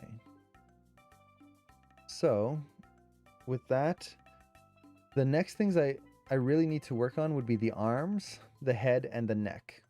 Now, very quickly, because I don't have too much time left, unfortunately, I do want to just show how I would get the neck in place. Because that's a really nice way of kind of polishing a shot. So the way I'm going to get the neck in place is first make sure I get the head done. I'm just going to quickly go through my curves in the graph editor here. And just clean it up. Look for any little wiggles and whatnot. Ideally, I would be tracking my arcs as well. So for example, take the nose control here, track that arc. This way I know exactly what the head is doing. And let's actually zoom in here. So track that arc of the nose, make sure that's nice and appealing. So for example here, it's kind of a little flat and linear. So, I love this song. Let's see if I can adjust maybe the rotate Y here to drag back just a little bit. So we hopefully get a little bit more of an arc in there. It doesn't need a huge arc, but something like that should be a little bit more visually interesting. Gonna add a little bit more drag to that head. Now it comes through. Here, I'm feeling like the head and body kind of stick together a little bit. I almost want to make that rotate Y a little stronger. So basically hold this a little bit more. So it kind of is, I want to make steps where he turns his head, it holds, and then there's this extra little head turn here, which I might offset one frame earlier. We'll see.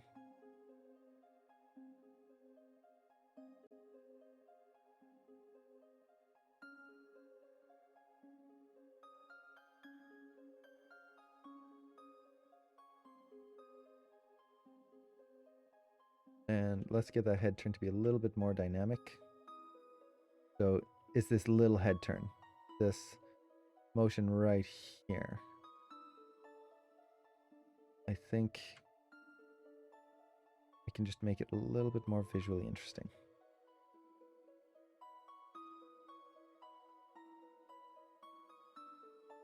So we'll try that for now. Okay, he turns his head, comes up, and here we can see how the nose hits like this little hitch right here. Okay, one thing I'm gonna double check just to make sure. Okay, there's nothing on the neck. Good. So I know that it's not a neck issue. Always double check your controls. Next, I'm gonna double check my rotations on the body and the hips, because those really affect the head. Anything that happens down below is going to really affect the head here.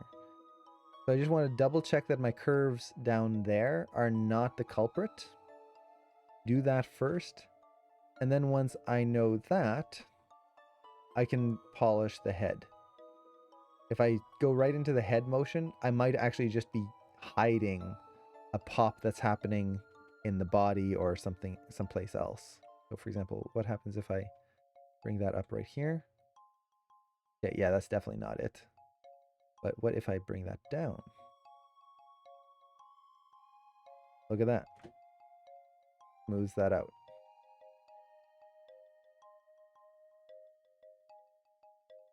Basically, my curve was not overshooting correctly right here. Now, we get a nice, clean curve. Maybe a little lower right there.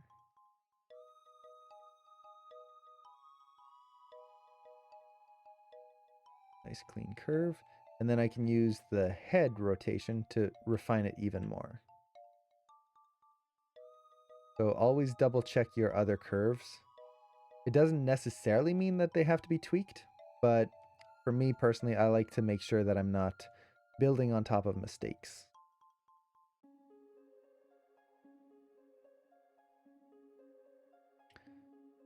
Okay. So now we're going through here. Let's actually, I'm going to jump back and forth between some curves. The reason being is I'm noticing as he comes up here, the head overshoots upwards, which is nice. And then right here, his body is starting to come down, but his head is also coming down at the same time. Ideally, what I would love is to offset that. So as his body comes down, his head actually kind of stays up a little bit and then comes down. So just kind of doing something. Let's offset this one frame. Oop. Where it goes up like that. And then from here, we can start to bring that down. And offset that. Now we just get a little bit of drag on that head and it creates a little bit of a overlapping motion right there. It's a tiny little motion, but it's going to be in there. And then the same thing here. As he comes back up, maybe I can add a little bit more drag to the head right here. Just a little bit. To get that head kind of overlapping just a tad. Okay, I think we're holding a little bit too much right here. Kind of looking at the neck, and it kind of feels stiff. We'll see how it looks in the play blast. I'll just make a note of that. Now here, I think I can simplify this curve. We'll see. Yeah, there's no reason for that bump there anymore. Okay. Let's actually look at the beginning of the curve because I didn't really do that. I think it's pretty good. Anything I might just exaggerate this arc there. Okay. Let's finish our rotate Y. So I'm basically just looking for anything that looks out of place. For example, right here, this is perfectly flat. Not a fan of that. He swings through, and it feels like the head is overlapping in a good spot. So I'm going to keep that where it is there. Let's look at our rotate Z. Okay, there's definitely some areas here that feel a little off. Specifically, like right here, this transition there. I kind of feel like I need an extra key right in here to soften this section just a little bit. Get a little bit of an ease so it doesn't look like someone smacks him in the head and that it becomes a more natural head turn. And then same thing here. Probably add another key right in there just to soften that head turn.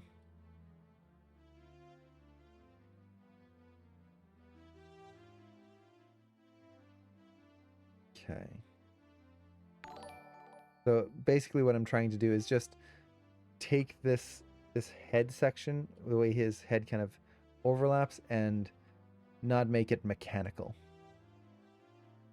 So, now he turns his head here. I almost feel like there should be some sort of change here. Maybe straighten the head just a little bit more. So as he kind of turns his head here, we just get a tiny little straightening that happens before he then whips his head around and we get that nice overlapping motion here. So something like that. So you can see it's not smoothing out the curves, it's thinking through the curves. Okay, now he comes through. There's a little bit of a wiggle in the nose here. I'm gonna not worry about that right now. But then here, I wonder if I can... No, this is fine. Keep that drag the way it is. So over. I think this might be a little too low in the rotate X. I'll have to adjust that. And then he comes through and settles, which is pretty good. Okay. X.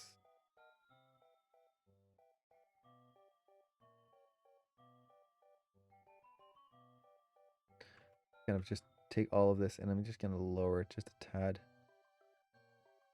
Just so we don't get that quite as an extreme low.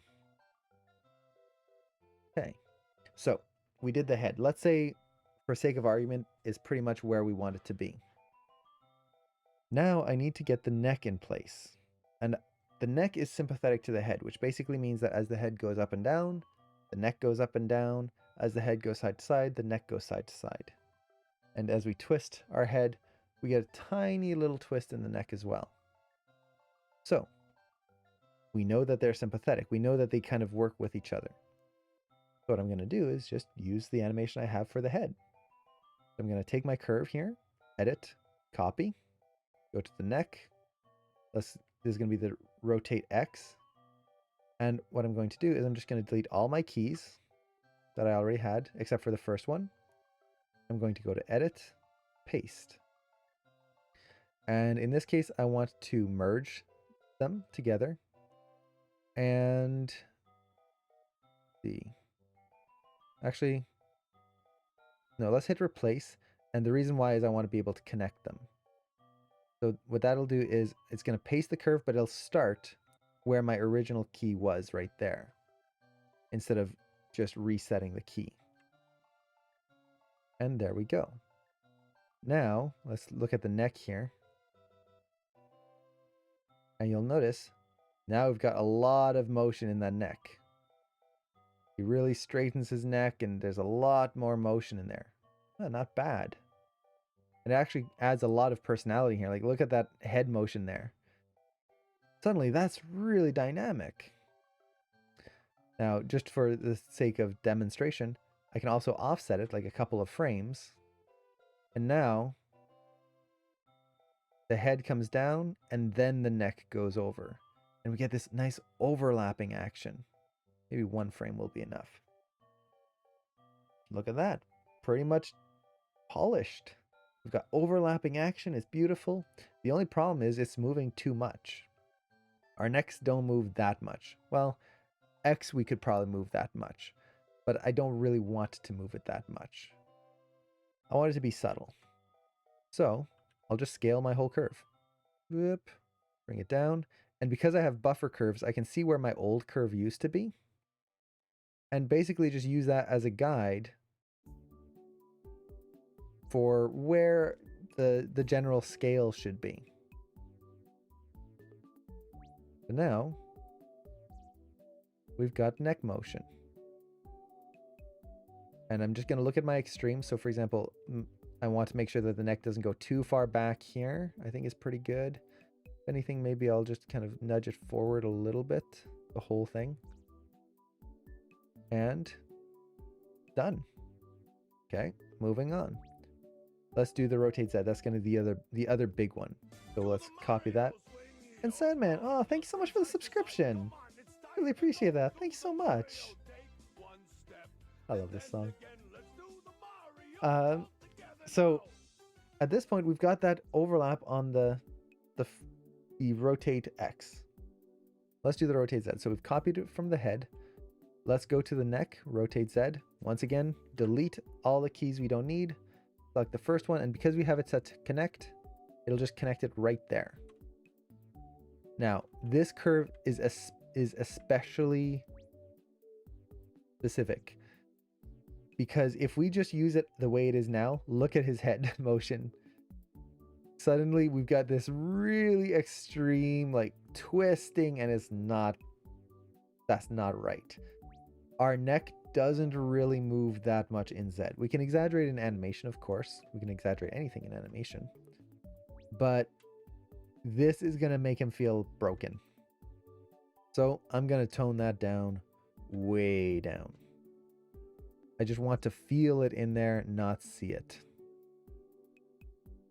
So even that is that going to be too much? Actually, that's not so bad. I could probably exaggerate it a little bit more even. Not too much. Maybe around there.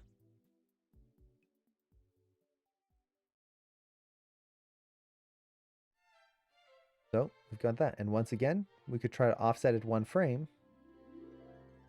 And now we're going to have overlap between the head and the neck. And there you go. Neck pass pretty much done. If I wanted to, I can just add a little bit of rotate Y. Now, personally, I'm not a fan of adding rotate Y to the neck most of the time because our neck doesn't really rotate in Y. It doesn't do this. The muscles connect and they twist, but they don't really rotate in that sense. It's just the skin kind of twisting. So the rig does that already on its own. Just if you kind of look at the Adam's apple kind of control here, as the character like turns their head, we feel that twist already happening in there. So it's really up to you. If you feel like, oh, maybe I want to put that in and kind of add that extra little detail, well, let's give it a try. You'll never know until you try. So paste that in, and right away this is going to be too much. Like that's the next you can see it right there. Like it's broken. He snapped his own neck. So let's tone that way, way, way down.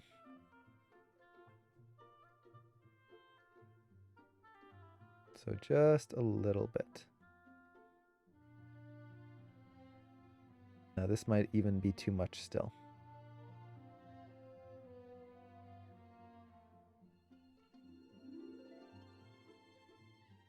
It's not bad. I'm probably going to tone it down half.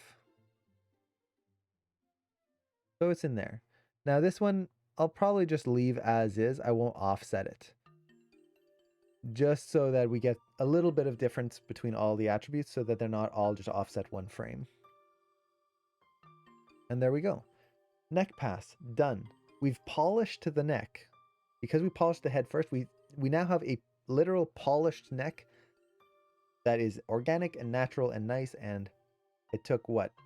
Like, if you were to do this on your own without explaining it, 2 minutes, something like that. You can really use that to enhance your animation very quickly in a lot of ways. And this is something I like to do in the polishing phase, is try to find ways of like taking the hips and using it to enhance the shoulders or all these other different body parts. So with that, what else do I need to do? Like there's still a lot that needs to be done. I need to refine the hand on the chin.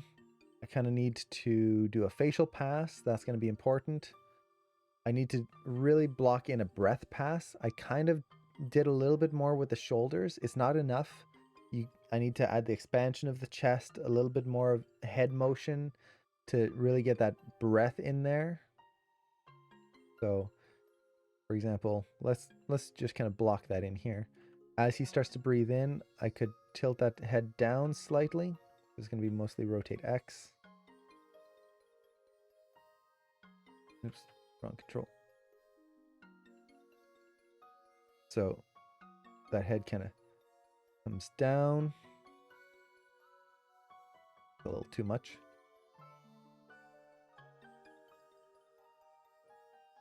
And then we're just going to offset that.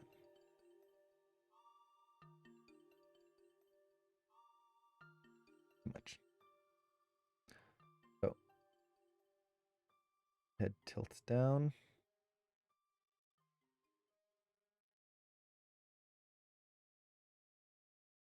And then something like that. Maybe one more frame off here.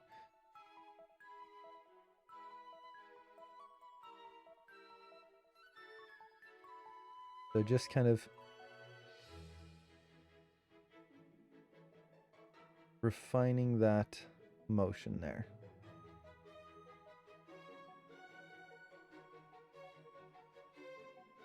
So we get something a little bit more like that.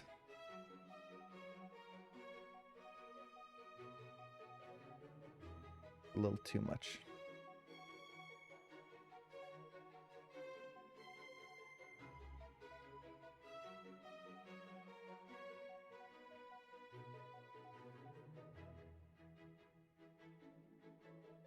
Okay. Down. I'm missing the up. needs to come back up. So it goes anticipates, then goes down. Then it's going to hold.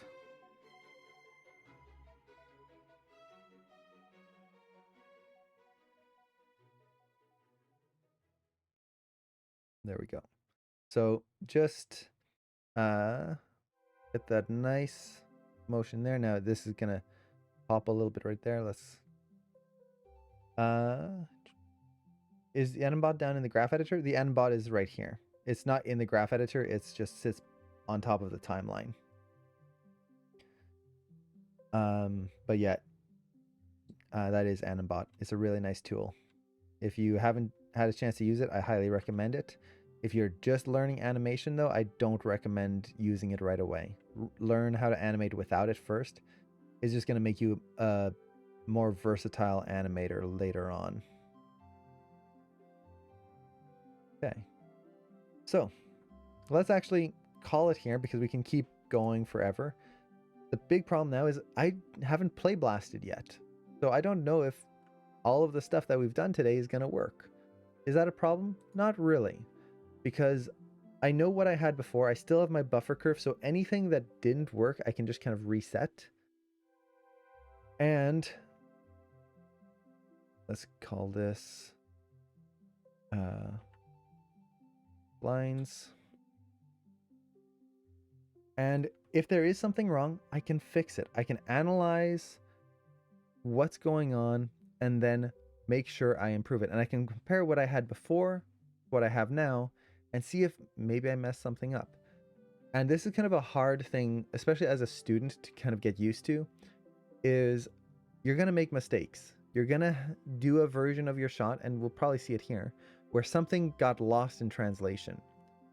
That is not a bad thing. That is a learning experience. You learn why things are happening and why they feel different. And that's what gets your animation skills up faster. So let's actually take a look at this. So overall, not bad. The head turn is feeling pretty good.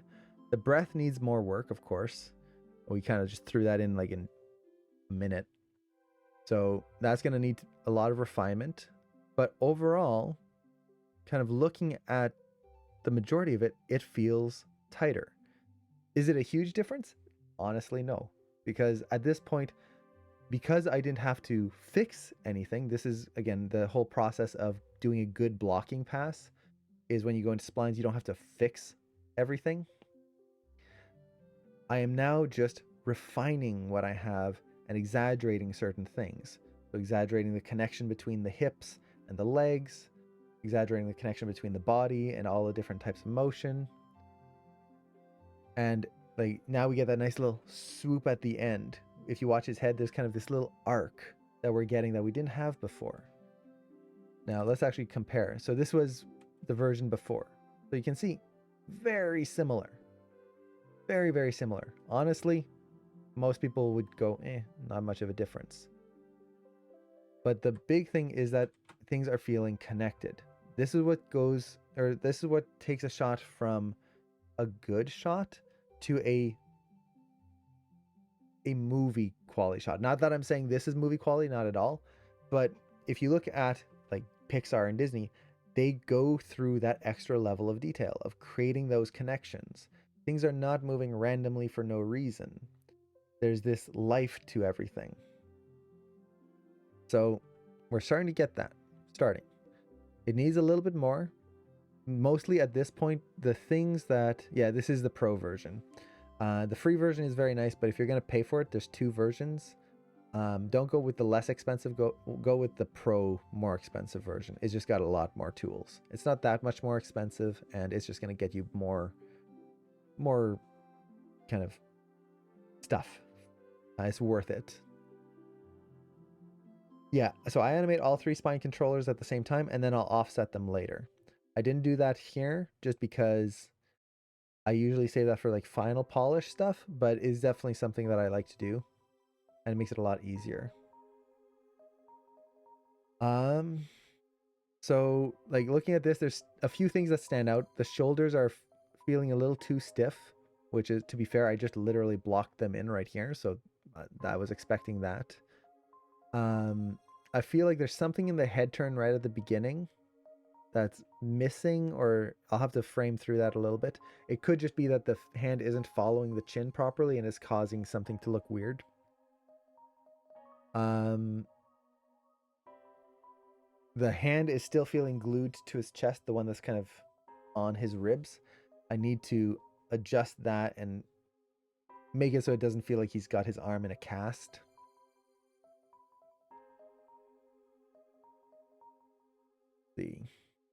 The legs don't look like they're slapping together anymore, which is good. I'm not getting any knee pops. So it's really just a few small tweaks, and then it's mostly the wave, the hand holding on, or the hand pressed against his body, the pass on the shoulders, and then finish the face. And that's it. So next stream, I'm hoping to be able to get most of that done. The hand on the body, that's going to be easy. It's just going to add a little overlap, a little kind of connection to the rest of it. The waving hand shouldn't be tricky because honestly, it actually doesn't look terrible right now. It's going to be mostly tweaking spacing, tweaking some arcs. And then the face is going to be a lot of offsetting curves, similar to what we were doing already. And there goes my camera. It's going to be just taking curves and making sure that the brows react first to things, that the eyes might react first to certain things. It's just figuring out what leads and what follows. That's pretty much it.